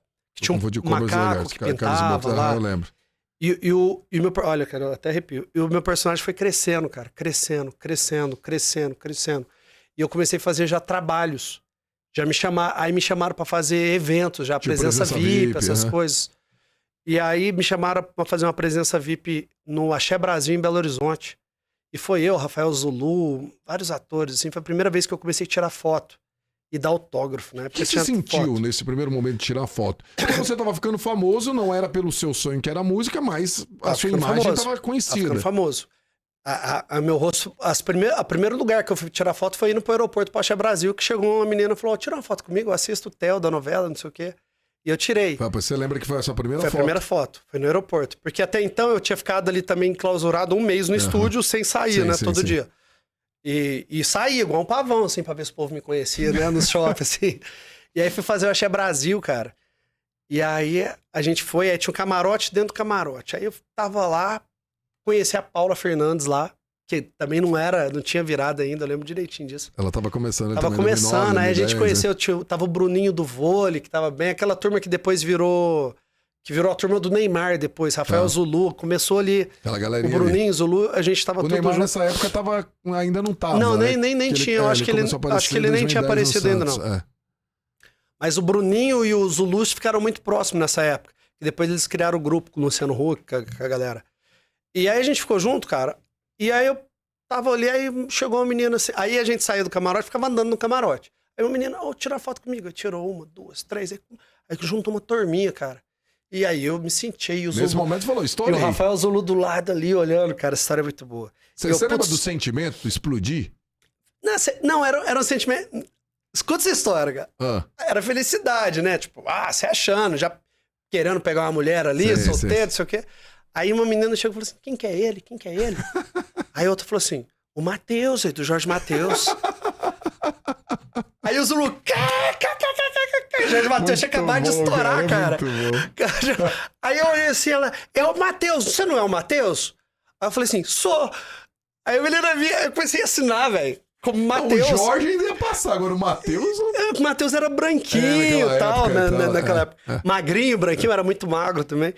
Eu dei um monte de autógrafo. Como Escrito Matheus. Um É monte. meu? Deu um monte de autógrafo escrito pelo Matheus, cara. Então, eu sou o Matheus. E comecei, deu um monte de autógrafo pro Matheus, cara. Enfim, aí a novela aconteceu. Foi legal pra caramba. No penúltimo capítulo era a cena do casamento, né? Toda novela termina com casamento. meu personagem casando com a mocinha da novela. Ah, o seu personagem, o cozinheiro. O cozinheiro virou casou com a mocinha da novela. No final. Com a Sophie Charlotte. Olha só. Eu tô em E a Sophie casa Charlotte tava top nessa época. Né? bombando, Tava tinha bombando. saído da Malhação Da como protagonista. bombando, E aí eu tô em casa, assisti o penúltimo... Porque tinha a festa do último capítulo, né? O penúltimo eu assisti em casa, toco o telefone, aí eu olho assim, desconhecido, eu atendo. Oi, Rodrigo? Falei, tudo bem? Aqui é o Gilberto Braga. O Gilberto Braga que falou que o seu teste ia sendo ruim. Que me viu no teatro, me chamou, eu fiz começou teste, com ele ali, né, os testes. não rolou, falou que meu teste era ruim. Aí eu falei, Gilberto Braga, ele, tudo bem? Eu vi aqui sua cena do casamento. Ele falou assim, eu vou fazer uma próxima novela e eu queria te convidar pra fazer um personagem que eu acho que você vai fazer muito bem. Mas não precisa fazer teste não, porque eu sei que você não vai bem em teste. Vamos fazer? Eu falei, lógico! Novela das 9, cara. Eu falei, claro! Aí foi sua primeira novela das 9. Aí eu já saí de cara... No penúltimo dia de Caras e Bocas, meu contrato venceria na segunda-feira. Aham. Acabou a novela na sexta, na segunda você não tinha mais contrato. Eu já tava com o convite pra próxima novela das 9, que era Nossa. Insensato Coração. Aí essa aí foi, eu estourei, foi agora. Aí A sensação o que era o explodir. personagem? Era um cara que era um meninão bonito, que pegava as mulheres Nossa, ali. que ia ser maravilhoso Só que pras no meninas, meio da pra vender, né? novela, ele se apaixonava por um homem. Vixe. Se descobria gay ao longo da novela e se assumia gay. Aí você não lembra que tinha uma novela que tinha um quiosque Eu acho que gay eu na lembro disso, praia? lembro. Tinha um quiosque que era gay, que era da minha mãe, o quiosque. Então começou meu personagem, um garotão que namorava a personagem da Tainá Miller, Entendi. que era Começar milionária. todo. Eu já trabalhava no núcleo principal com o Antônio E o que Fagundes. você sentiu com a- nesse momento que você desculpa? Foi ele que te contou isso, não? Não, eu já tava na Depois, sinopse, já tava na sinopse. Mas o que sinopse. você sentiu? Porque você ia... Porque assim... Era tudo que eu queria, bicho. Porque era o tipo de personagem, eu sabia que era o personagem. dava muito que é os barulho. personagens que acontecem. é. Porque hoje é mais normal. Mas naquela época tinha um Naquela época tabu não tinha, muito grande com personagem Teve gay. beijo gay, essas coisas? Aí teve uma censura, rolou uma censura Rolou na uma novela. censura. Que eu fiquei Porque muitos naquela anos. época tinha, né? Que eu era proibido de falar disso. Hoje é porque eu não tô nem aí, eu falo mesmo. Mas na época eu era proibido. Teve o beijo, depois não foi Foi pro assim, ar. não chegou a ter. Foi assim, o personagem, a hora que ele começa, eu não tinha nenhum trejeito, que era sempre assim até então. Tinha o personagem gay É que espalhafatoso. já era gay, ele já era, né? Você espalhafatoso, olhava e já via quem era. Já tinha o espalhafatoso, que fazia o Leonardo Sim. Menjorim. E tinha um personagem meu que era sério, que pegava mulher, mas tinha atração Cara, por é homens. engraçado isso que você tá falando, que é exatamente isso, porque antigamente a sociedade... Era muito estereotipado. Era muito fechada, né? E aí as pessoas não tinham problema se logo no começo o ator ali já fosse o espalhafatoso. Não. Que a gente olhava e já falava, é gay. A gente não ficava na dúvida, né? Sim. E você foi um dos primeiros personagens Eu que acho o que povo se não ficou o primeiro. É, Se não o que o primeiro. povo ficou na dúvida. Não é? E depois se transformou, aí foi um choque, né? E eu acho que foi o primeiro, pra falar a verdade. Porque assim, Tá. fez muita E repercussão. onde você sentiu a censura? Não senti, aconteceu. E aí teve uma cena que eu gravei e, cara, o personagem começou a decolar. Muita Como chamava a audiência. novela das nove? Sensato Coração. Sensato Coração. Muita audiência, muito trabalho. Comecei a fazer muito dinheiro com eventos, participação em eventos. Foi aí que a sua vida financeira começou a mudar Sim, pela primeira começou. vez. ali, Desde que Caras e virou. Bocas já veio subindo, né? Tá. Porque a gente ganhava, eu ganhava muito pouco na Globo. Essa época, eu comecei ganhando acho que R$2.500 e depois dobrou para 5. Nessa época, eu acho que era 5 meu salário. Mas começou a ter muito evento Você ganhava de que ganhava evento, 15, tá. 20. Cheguei, aí foi só estouro. Mas sabe onde eu ganhei muito dinheiro esse ano? Tinha 2 personagens que eram gays. O meu e o do Leonardo Menjorim. E tinha muito evento, feira gay, parada LGBT, Balada gay QI, e tal. balada. Você começou Que em eles tudo. chamavam pra ir fazer, pra fingir que é DJ, essas coisas começou a ter muito. E o Leonardo falou assim: eu não quero, não fazia nada porque o personagem era gay, ele não queria associar a imagem, não queria fazer esses trabalhos. Você começou a E fazer eu todos os ia eventos gay. Tudo, todos do Balada Brasil, gay no Rio de balada Janeiro, tem um gay, monte. parada gay, tudo eu ia, cara. Tocava de DJ, eu levantava a bandeira mesmo de diversidade e tal. Aham. E todo lugar aí eu comecei a fazer dinheiro. Porque aí pagava melhor do que os eventos normais. Ali que eu comecei a ganhar E quando você dinheiro, deixou de ser gay? que eu já comprei um carro bom. Quando você Na hora deixou que acabou a novela. Sacanagem. Quando acabou a novela. E aí o personagem... O cara, com medo do cara responder assim, não, eu tô até hoje. Até hoje, cara. Mudei Depende e do tal. modelo. Aí foi assim, cara. Aí a novela teve indo, meu personagem foi crescendo. Tava enorme o personagem. Enorme, gigantesco. Não se falava em outra coisa. Aí teve a cena ao ar, que era a cena que ele revelava pra mãe dele. Que ele gostava do Hugo, do personagem. Tá. E aí eu fiz a cena foi ao ar num dia. No outro dia de manhã, quando eu cheguei... Aí depois tinha a continuação da cena. Tá. No outro dia de manhã, quando eu cheguei no Projac, Não tinha mais cena. o diretor chegou pra mim, o Nenes, e falou assim, caíram todas as cenas. Eu falei, como assim, cara? Caiu tudo. Aí, como assim? Não pode mais falar do assunto. Não pode mais falar do Não assunto? vai falar mais. Mas aí, você saiu da novela? E aí eu peguei e falei, e aí, o que vai acontecer? É muito lá de cima. Até hoje eu não sei da onde veio essa censura. Porque o diretor de núcleo, que era um Que cara ano muito... foi? 2011. Que era um cara Cara, já muito era- importante, falou assim pra mim, foi lá de cima. Nossa, que engraçado Aí- isso, porque 2011 a Globo já tinha um 2011. posicionamento, né? Aí o que Sobre aconteceu? esse tema. O personagem... Eu nunca falei isso vai dar repercussão. Vai dar repercussão, eu sei que vai dar. Eu nunca Legal. falei isso, porque aí aí no dia seguinte que me falaram isso, eu ia gravar, sei lá, 15 cenas, minhas cenas todas Mas o que caíram. aconteceu com o seu Eu já não gravei personagem? mais. E aí no ar, no outro dia, que era a continuação da cena com a mãe, Aham. eles tiveram que fazer uma edição grotesca lá, cortar edições, que ficou esquisito no ar. E o cara contou, mas não contou. E Saiu, aí- mas não e saiu aí- do armário. Não, saiu. Falou. Falou. Porque ele ficou uma fase na transição. Tinha um bordão no Twitter que era assim: sai do armário, Eduardo. Onde eu andava na rua, o povo, sai do armário, Eduardo, sai do armário, Eduardo. Caiu na graça do povo. Ele sofria pra sair do armário. E o público nas ruas queria que ele fosse feliz sair Tá, do mas armário, aí porque o personagem é legal. depois dessa cena, Quando o que teve aconteceu? essa cena, ficou estranho o personagem. E não tinha mais lógica, porque não Mas- tinha como mas editar. Existia o personagem ainda. Existia, mas não tinha como editar e desviou o foco. Tá. Aí era só na empresa, ele trabalhando. Só que a imprensa caiu matando A em imprensa cima. percebeu que teve a censura. Percebeu. O Jean Willis era, eu acho que, deputado nessa época. E ele me ligou. Cara, que engraçado isso, e que eu não entrou, consigo imaginar por que que a Globo pegou e isso. virou um negócio assim muito pesado. Você em como cima. empreendedor hoje, analisando isso Não sei anos se depois. foi uma coisa que vem do governo, se veio da família Marinho. Mas na se época veio, era o não PT, sei. né? O PT tem Era esse o PT, posicionamento mas mais... eu não sei de onde saiu. Eu sei que aconteceu. mais amigável. E aí à eu lembro causa. que a imprensa começou a me metralhar para entrevista, para eu falar. E Pra me, tentar te tirar aí a me chamaram verdade. lá no Recursos Artísticos, Quem né? era diretor de núcleo? Era o Denis Carvalho. Denis Carvalho. Me chamaram lá no Recursos Artísticos. na É, e o época- Denis Carvalho, ele é ele era simpatizante, muito né? importante. Mas Ele era muito simpatizante. Sim, não, do- todo mundo. Todo mundo. Não tinha ninguém Não, homofóbico. eu imagino essas que coisas. dentro da Globo deve, Foi alguma um coisa choque. acima do artístico. Ou veio Não, isso da aí família veio da Marinho, família Marinho. ou É. veio de algum governo, Alguém- ou de algum O patrocinador, ou não sei. contato foi com a família Marinho tomou a decisão. Porque nenhum não diretor sei. de núcleo tomaria uma decisão dessa. Não foi o Denis, com certeza, muito menos o Gilberto Braga. É, Isso eu muito tenho mais certeza Gilberto absoluta. Braga.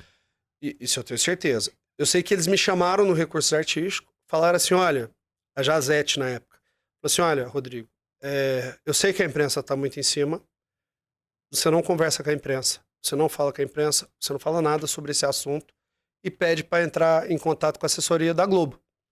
Você não pode, tipo assim, me proibiu de falar. Eu fiquei proibido. Proibido assim, não fala, que é melhor para você não falar. Até porque você não sabia o que tinha acontecido, né? Eu não O que que você sabia. ia falar? Até hoje eu não sei quem, o que que você ia quem falar? que censurou. Até hoje eu não sei quem censurou. Mas que houve. E deu repercussão Mas na que época. logo depois eles, E a Globo se então, posicionou diferente, aí o né? Gilberto Braga, o que ele fez? Ele escreveu... O Gilberto Braga falou sobre isso depois? Não, ninguém falava. Até hoje. Ninguém podia falar. Ninguém podia falar, nada. Aí ele começou a escrever as cenas pro meu personagem, mudando rumo, e escreveu o meu personagem sendo espancado ou morto por um menino que era homofóbico, que era o Thiago Martins que fazia. Que ele era de uma gangue, O seu assim. personagem morreu na E aí novela ele depois. chegou a escrever, aí também não pôde gravar. Ah, não pôde. Não pôde gravar. Tipo assim, tem que dar outro O desfecho. que aconteceu com esse personagem? E aí Joelson? começou a ter muita repercussão negativa em cima da emissora, deu muita pressão do público. Se eu não me engano, teve até processo, eu não tenho certeza, mas eu acho que teve representação, alguma coisa bem forte, Que aí ele começou a escrever de novo o personagem meu com o Hugo, que era o casal, mais leve. Não tinha nada assim, absolutamente nada. Não podia encostar, não tinha nada. E o final da novela, eram eles casando no civil, que aí entrou pra história também. Foi a primeira união estável. A primeira união estável gay da dramaturgia brasileira. Entrou lá pro Guinness lá. Que casou no final. Casou no final. Aí ficou eu e ele só assim casando ali. Nossa, a mãozinha dos dois, não tinha um negócio desse? Eu acho que só teve. Acho que fez isso aqui, ó. Teve uma coisa assim. Eu não lembro, acho que teve uma coisa assim só. Era só. Mas especulava-se muito que ia ter o beijo, o primeiro beijo gay da novela. Se especulou. Teve muita essa especulação do beijo gay. Que não aconteceu. Foi acontecer uns anos depois. Aí aconteceu até numa novela que eu fiz depois. Aí o personagem que foi no ápice, ele fez uma curva, mas ficou na boca da galera, ficou com uma imagem muito forte. Acaba a novela com ele casando. Deu uma repercussão muito boa. Deu uma repercussão muito boa. E aí eu já acabo a novela já contratado pra fazer Gabriela, o vilão de Gabriela. Que aí eu já saí de um mocinho, que era esse personagem gay mocinho, todo boa praça, e fiz o vilão da minissérie Gabriela, com a Juliana Paes, que era o vilãozaço. Foi maravilhoso. Caiu ganhei prêmios de ator, de melhor ator coadjuvante. Foi muito legal. E nessa época você não conseguiu ligar a sua carreira de músico, de cantor? Não, liguei. Quando acabou Caras e Bocas, eu já ganhei uma grana e já lancei o meu primeiro CD. Tá. Então aquele sonho lá de Franca, que vou pro Rio de Exatamente. Janeiro, vou ficar famoso, vou juntar o dinheiro, vou fazer minha carreira, aconteceu agora. Exatamente. Aí acabou Caras e Bocas em 2009, em 2010 eu lancei um disco. Tá. Toquei, apareci um pouco, aí entrei em 2011, que aí já tava engatado novela. Aí comecei a fazer os shows no Rio de Janeiro, que aí começa o movimento terçaneja, quartaneja, quintaneja. Tá. O sertanejo começou no a ganhar Rio de Janeiro, peso no Rio de Janeiro. Começou a ganhar peso no Rio de Janeiro. Na verdade, tinha o João Gabriel que cantava, mas era de Niterói, que não cantava no Rio. E aí o Marcelo Vital, Carol Sampaio, do Menor, eles criam o movimento terçaneja, quartaneja, quintaneja, Zona Sul e Barra da Tijuca, com a galera legal, tocando sertanejo. E aí começa os caras a dominar ali as terça, quintanejas. Ele começa com o Anselmo e Rafael, cara dupla lá de Cuiabá, e depois entrou Ricardo, que depois virou Rick Nogueira. Começou a entrar uma galerinha, só que e eu era da galera do Fervo, dos criadores, muito amigo do Vital. E aí pegou, cara. Aí começou a ficar assim, dar muita artista, muita repercussão, os artistas mais top iam lá pras terçaneja, quartaneja. Aí eu faço Insensato Coração em 2011, gravo o segundo CD já no Pepato, com estrutura legal, lança a música 30 anos, que tocou bastante nas rádios, que é da Paula Matos. Aí acaba a novela, só que aí eu não conseguia ter uma constância na música. Tá. Porque a música é constância. Por causa das novelas? Porque eu sempre acabava uma novela contratado em outra. Isso aconteceu com vários, né? Aconteceu com a Major Stiana, aconteceu com o Fiuk. Porque todo mundo que tentava, quando tava. Na hora que começa a aparecer, você parava pra novela e achava que era legal. Você acha que a Globo tinha culpa nisso? Assim? Você acha que a Globo queria que o cara não estourasse como cantor? Era gestão. Gestão de quem? Era gestão do empresário. Era um planejamento. Porque aí eu testei 2010, Caras e Boca, Insensato Coração legal. Saio 2012 muito forte, com a imagem muito quente, estourado em Portugal. Assim, a novela deu muita repercussão em Portugal. Já contratado para fazer grandes eventos em Portugal. Aí eu lanço um álbum muito bom, com uma música forte. Essa época, aí eu ia fazer Amor à Vida. Eu saio de Gabriela para fazer Amor à Vida, novela das 9. Estourada, Amor à Vida. Estourada. Aí, época que eu conheço você, que eu conheço a galera, aí essa época, ali foi um detalhe na minha carreira que, assim, já estava programado. Eu ia fazer a novela 2014, Amor à Vida, que era muito sucesso, ia ser muito forte, um grande personagem na novela das 9. Já tinha um álbum que já estava rodando no meio sertanejo, que eu já te conhecia, que a galera, assim, não estava estourado, mas todo mundo já estava me olhando ali. Já tava fazendo shows no segundo time ali, já tava... E aí o Soroca me chama pra ir na casa dele conversar, Sorocaba, com a FS estourada. o Fernandinho Soroca me chama lá para conversar. E eu tinha feito já... E o Antônio, que era da PDA, já tinha me feito um convite para ser meu empresário. Então seria a primeira vez que eu tinha um empresário do meio, sertanejo, e não de TV. Que já ia me reposicionar no segundo lugar.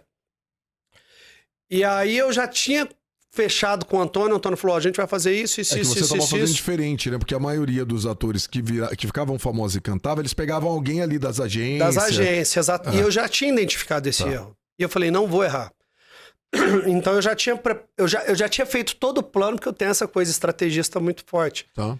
E eu já tinha feito plano, vou fazer a novela, na metade da novela a gente entra com uma música em rádio com investimento a nível nacional, a música vai tocar, eu vou estar muito quente fazendo programas de TV que a Globo abre esse espaço pra gente, já abre esse espaço pra gente, e eu faço a virada, faltando um mês pra acabar a novela, no Faustão, faço a virada da música no Faustão com investimento a nível nacional na música.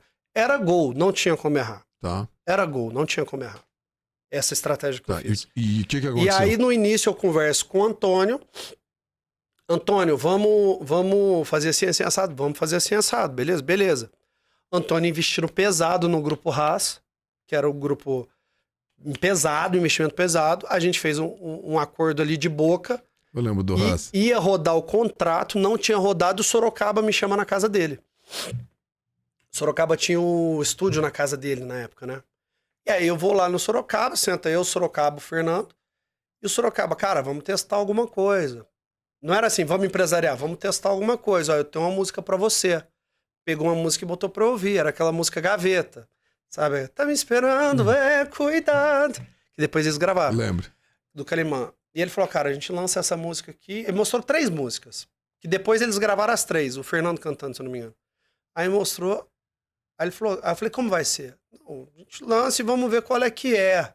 Vamos sentir. Aí eu falei, cara, eu já fechei de boca com o Antônio. Eu posso trazer ele pro game? Não sei, cara, porque aqui a gente gosta do negócio mais nosso e tal. Aí eu saí de lá, cara, com a cabeça assim, ó, fervilhando. Porque... Você ia ter que deixar o Antônio pra trás. É, cara, só que eu já tinha palavrado. Tá. Eu não tinha contrato, mas já tinha palavrado. E só que o Fernando Sorocaba, na época, era FS, era o maior escritório do país. O Sorocaba tinha muito essa de que ele tinha estourado Luan, essa né? Porque ele tinha época era Audiomix e FS. Não tinha workshop ainda.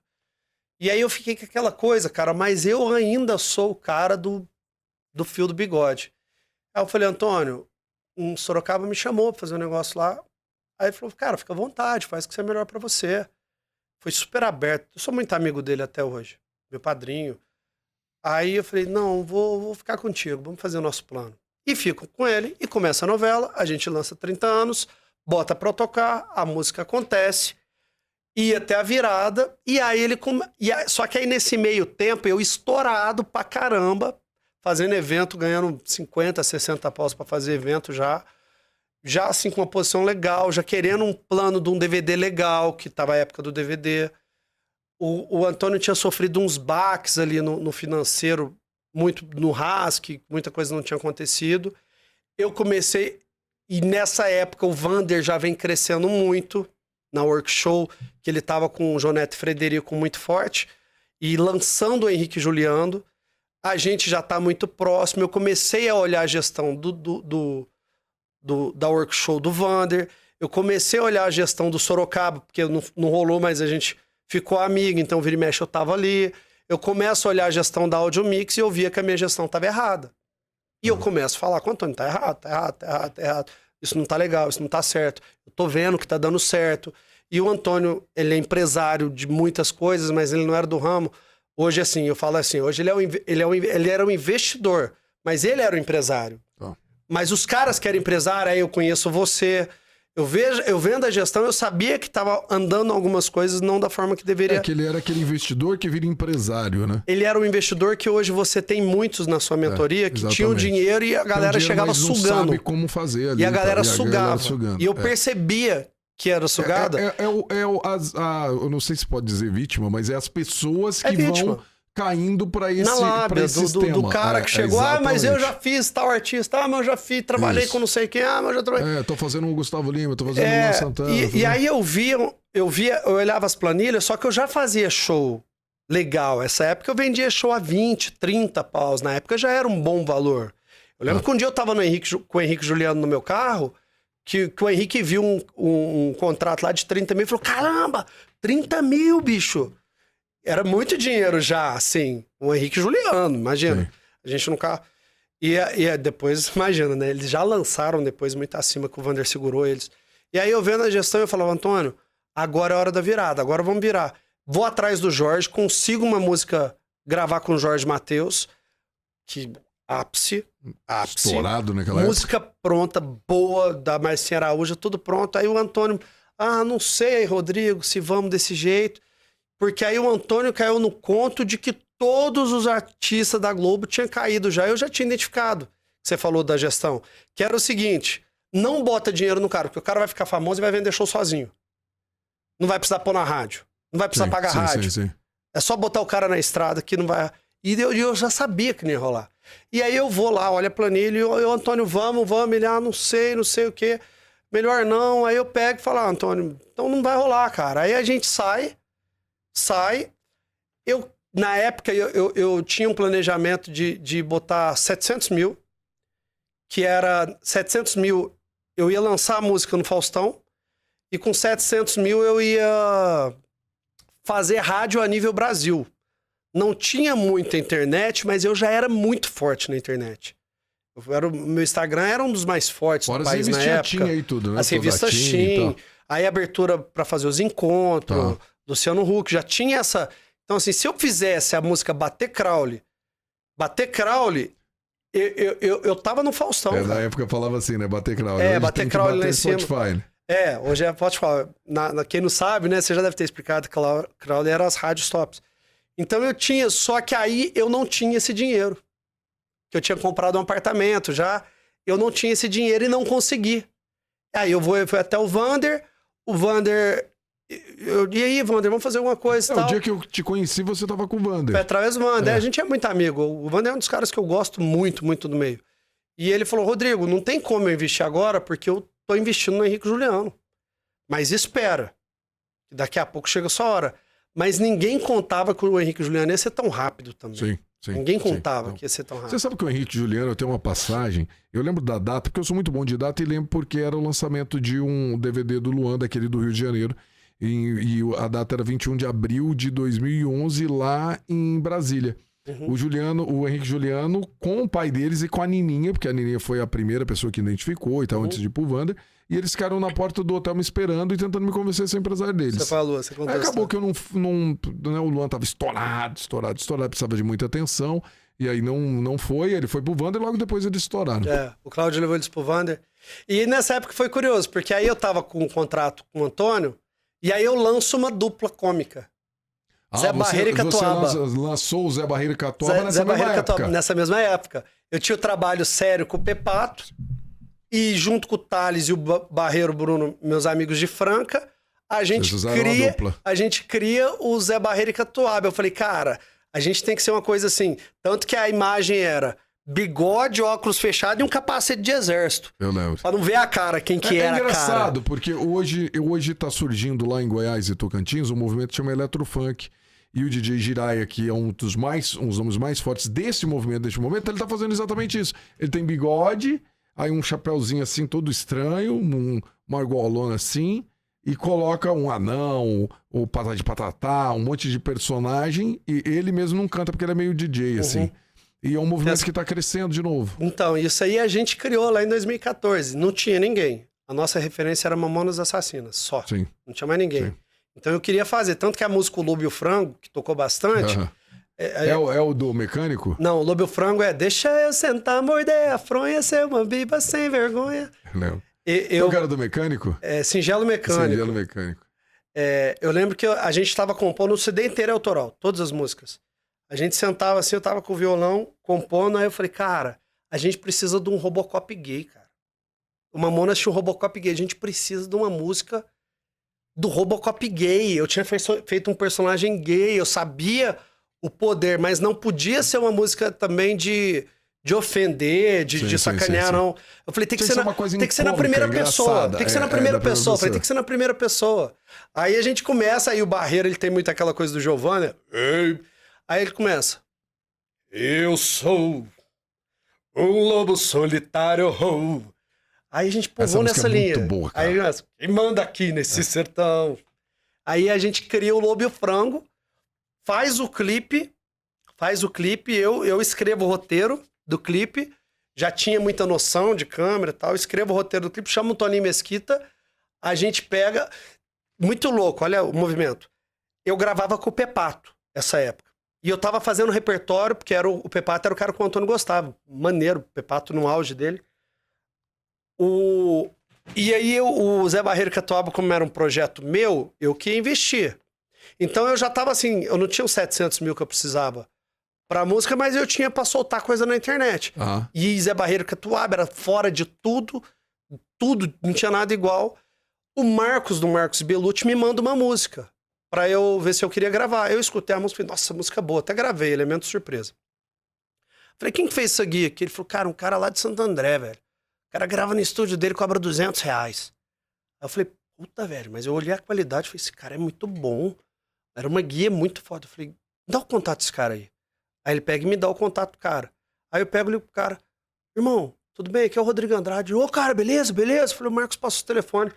Bicho, você não faz umas guias pra mim, não? Na hora, não sei o quê. Aí eu mandei 2 músicas pra ele lá, ele fez umas guias assim, cara, mas uma pedrada.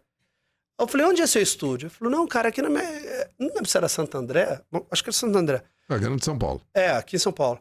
Aí eu falo assim, me dá seu endereço, eu vou ir. Ele, você vai vir aqui na minha casa? Eu falei, vou, dá o endereço. Aí deu. E aí, tipo assim, ele conta essa história, é um cara que você tem que chamar pra vir aqui. Vamos chamar. Raí Ferrari. Raí Ferrari. Aí você tem que chamar ele pra vir um aqui. grande produtor, tem os bastante... maiores. Vamos chamar. Aí ele vira e fala assim, ele conta essa história, fala, cara, eu tava lá... Ele morava num bairro, assim, num lugar meio simples, assim. Eu cheguei na época, eu tinha... acho que era uma Cayenne já, turbo, assim. Ele falou, caralho, você já parou numa Porsche ali, um negócio assim. Aí eu fui lá, cara, não tinha estúdio. Ele tinha um microfone, assim, só. Na casa dele só tinha um microfone. E o computador. Ele gravava as guias. Só que a qualidade que ele tirava era uma coisa assim... Aí eu viro e falo pra ele assim, falo, irmão, eu tenho um projeto assim, sabe, que eu já tinha as músicas. Que é totalmente de zoeira, eu não queria que você se apegasse ao sertanejo, não. Pensa a coisa mais louca que você pode fazer. Eu queria que você produzisse pra mim. Mas eu quero que você pegue e aluga um estúdio. Aluga o Mocha, aluga um estúdio bom e faz você a sua identidade. E aí ele pega e faz aquele álbum do Zé Barreiro e Catuaba, cara. Que maravilhoso, cara. Aquele álbum do Zé Barreiro e Catuaba. E aquele foi muito bom, né? Cara... E logo depois soltou, começou já a vender show. Irmão, eu tava com investimento com o Antônio, investindo, com a música tocando na rádio, fazendo encontro com Fátima, fazendo Ana Maria Braga, já tinha feito Faustão, se eu não me engano. Tipo, já tava rodando. E aí eu lanço só na internet, velho. E o negócio, assim, ó, explodiu, cara. Explodiu na internet, assim, de imediato. Muito legal. E pegou teve muita gente que até hoje é muito fã. Você pega o Indião mesmo dos Agroboy, ele fala, cara, aquele projeto. O Lucas Lucas, os caras entravam no ônibus, botavam o álbum ali, todo mundo conhecia todas as músicas. Rodrigo, a sua história, ela é muito bonita, né? Se a gente pegar desde o primeiro, do começo da história aqui, que você começou a contar, o que teve de momentos, né, que você poderia ter parado. O que você acha, até para as pessoas que estão nos assistindo e tá na luta ali, tá tentando, tá pegando ali o ônibus indo para o Rio de Janeiro, né? Como eu tô fazendo somente de referência.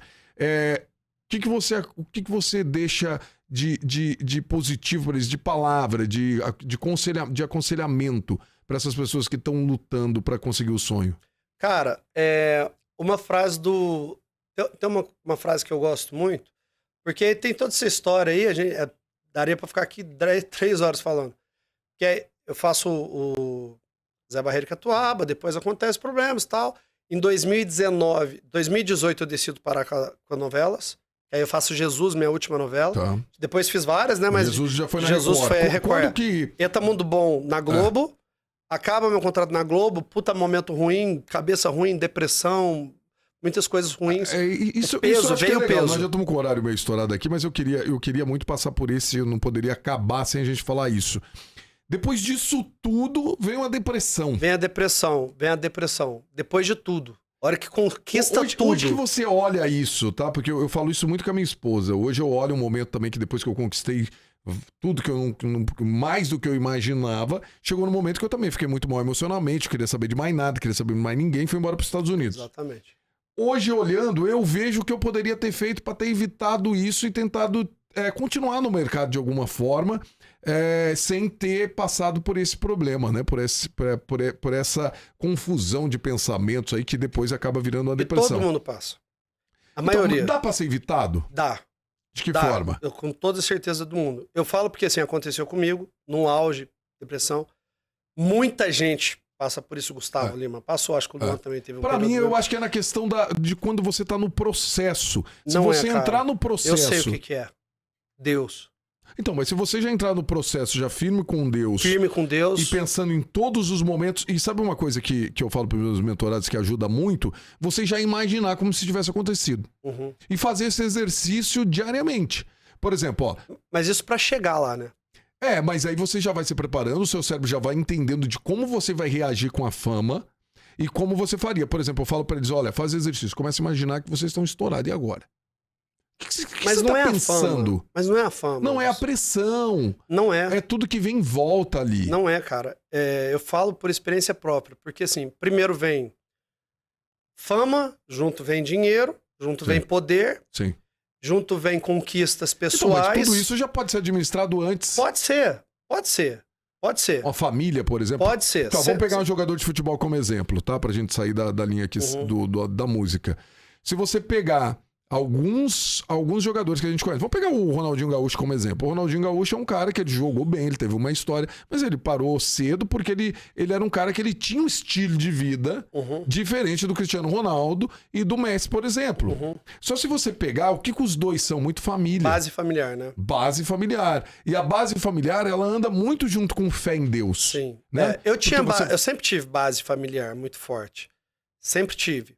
Embora me tornei desgarrado. Você não é um cara que usou drogas, assim? Não, maconha e álcool.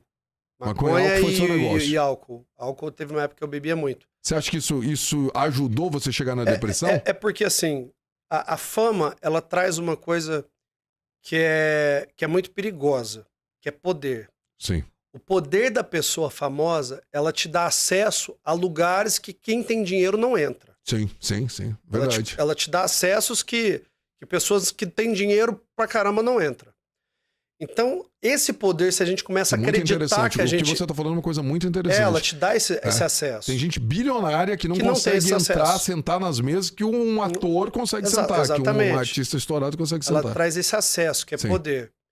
E esse poder, muitas vezes, a gente começa a confundir e acreditar lá no Arifontora, lá atrás. Tipo assim, todo mundo te trata como Deus, você começa a acreditar. E você começa a ter tudo que você sempre quis. Conquistar tudo que você conquistou. E agora? E agora começa assim, no meu caso, festa, mulherada, farra, zoeira, casa, hotel, sozinho, quarto de hotel sozinho. Eu acho que isso mata, cara. E começa um buraco porque ali. É muito tênue, né? Todo mundo em volta, você sai de uma horas, festa, mas você tá sozinho você sempre. sai de uma festa se sentindo Deus, a mulherada toda, aquelas mulheres que você via na TV querendo ali sair com você, e Bailarina do Faustão, na época a referência é Bailarina do Faustão, né? A atriz, todo mundo ali. De repente você vai pro seu quarto do hotel, cara, sozinho. Então eu acho que assim, quem tem uma base assim, quem casa, encontra a pessoa e casa cedo, né?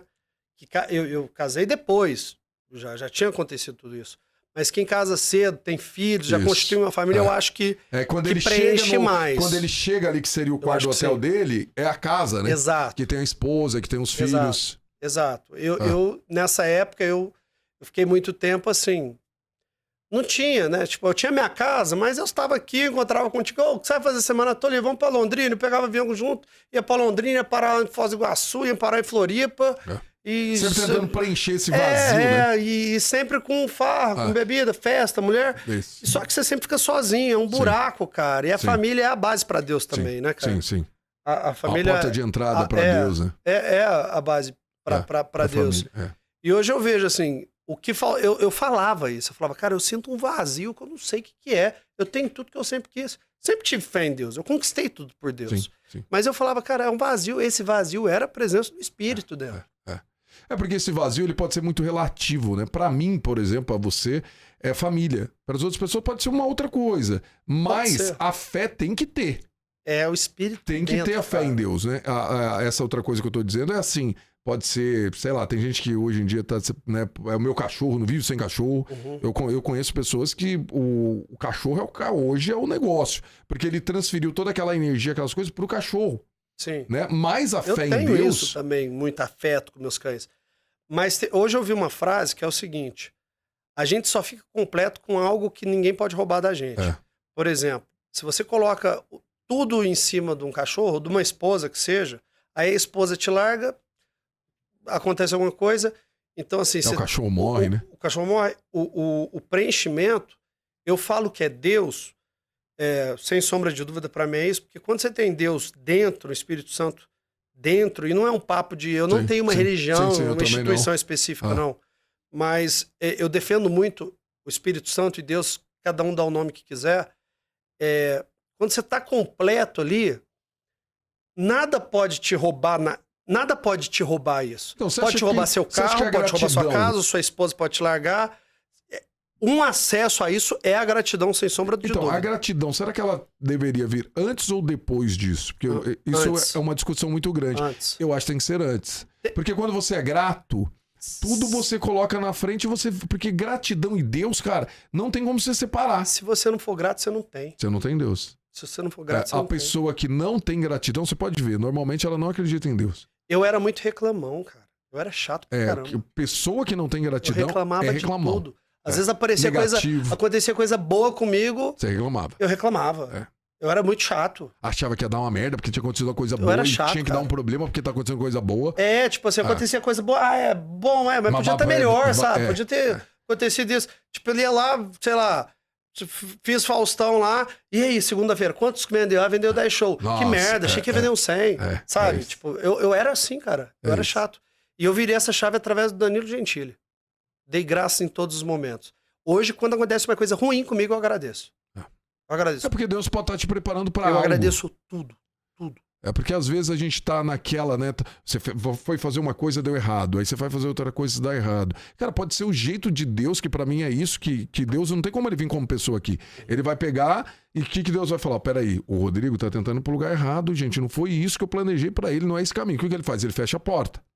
E aí você tenta voltar pra trás pra tentar pegar aquela mesma ponte que você vê. Ele destrói a ponte. Exato. E aí ele começa a te mostrar novos caminhos, novas pontes, novas portas. Exato. Que vão te levar pra novos lugares. Porque novos lugares traz o quê? Novas pessoas.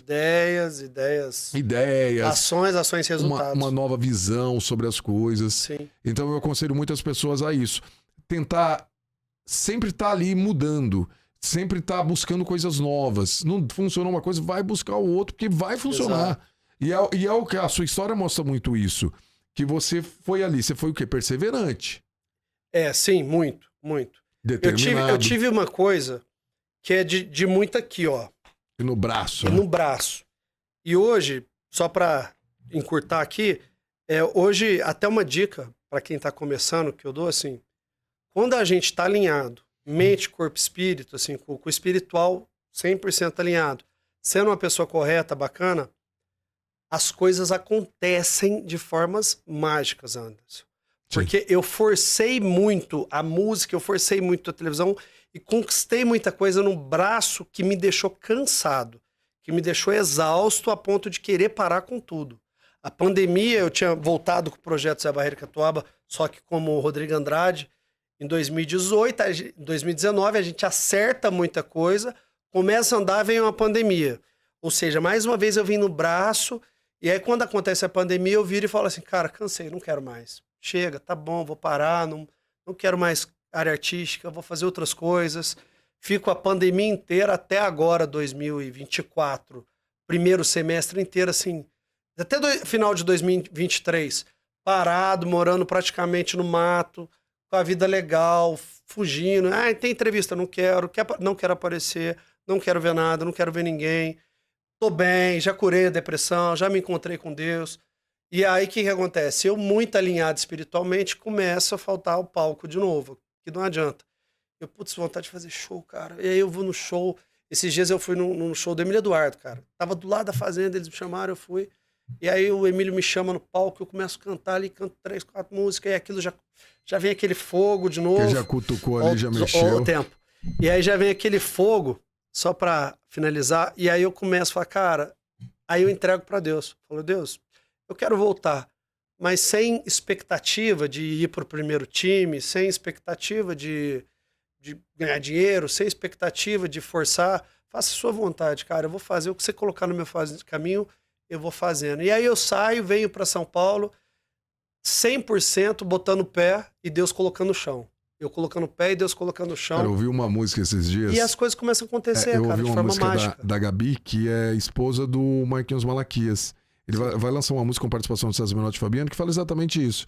Que Deus na música fala que é só você botar o pé que ele vai botar no chão, né? E assim, às vezes a gente força uma situação, às vezes a gente tenta muito num lugar que não sai. Sim. Mas assim, a gente sabe que às vezes um ou outro passou naquele caminho e deu certo, mas você fica ali batendo naquela pedra, cara. E hoje em dia, não. Hoje em dia, pra mim, é leve. E as coisas têm acontecido, assim, em 4 meses aconteceram coisas que não aconteceram nos últimos 4 anos comigo, de uma forma totalmente leve. É isso. Sem Porque você tá expectativa. alinhado, né? Quando você alinha todas essas coisas, a tendência é que você fique leve.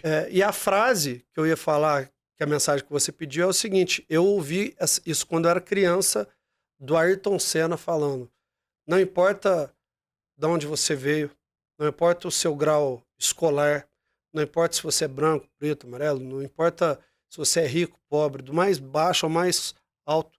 Quando você quer alguma coisa e foca naquilo que você quer, com a mão de Deus segurando numa mão e a outra indo naquela direção, sem desistir, sem parar, cai, levanta, não tem outra opção a não ser você atingir seus objetivos. Exatamente. Não tem como. Maravilha. E vamos terminar nesse clima, né? De pra gratidão. Cima. E gratidão e obrigado pelo Rodrigo, convite. Muito obrigado, tá? Eu tô muito feliz de ter te reencontrado também, anos depois, né? A gente se reencontrado, estamos juntos aqui sempre também. E Deus vai fazendo essa parada louca. Eu costumo brincar que Deus é muito louco, de uma forma totalmente positiva, porque assim, as coisas mais improváveis começam a acontecer quando a gente não está esperando. Exatamente. Mas tudo daqui a pouco vai alinhando em direção ao que a gente quer. Exatamente. É muito louco. Rodrigo, mais uma vez, muito obrigado. Que linda a sua história. Deus te abençoe todos os seus planos, seus sonhos daqui pra frente. Amém. E conte comigo aí no que você precisar. Tamo junto. Obrigado, gente. Tchau, obrigado. Vamos finalizando aqui o show de papo comigo, Anderson Ricardo. Muito obrigado e até a próxima.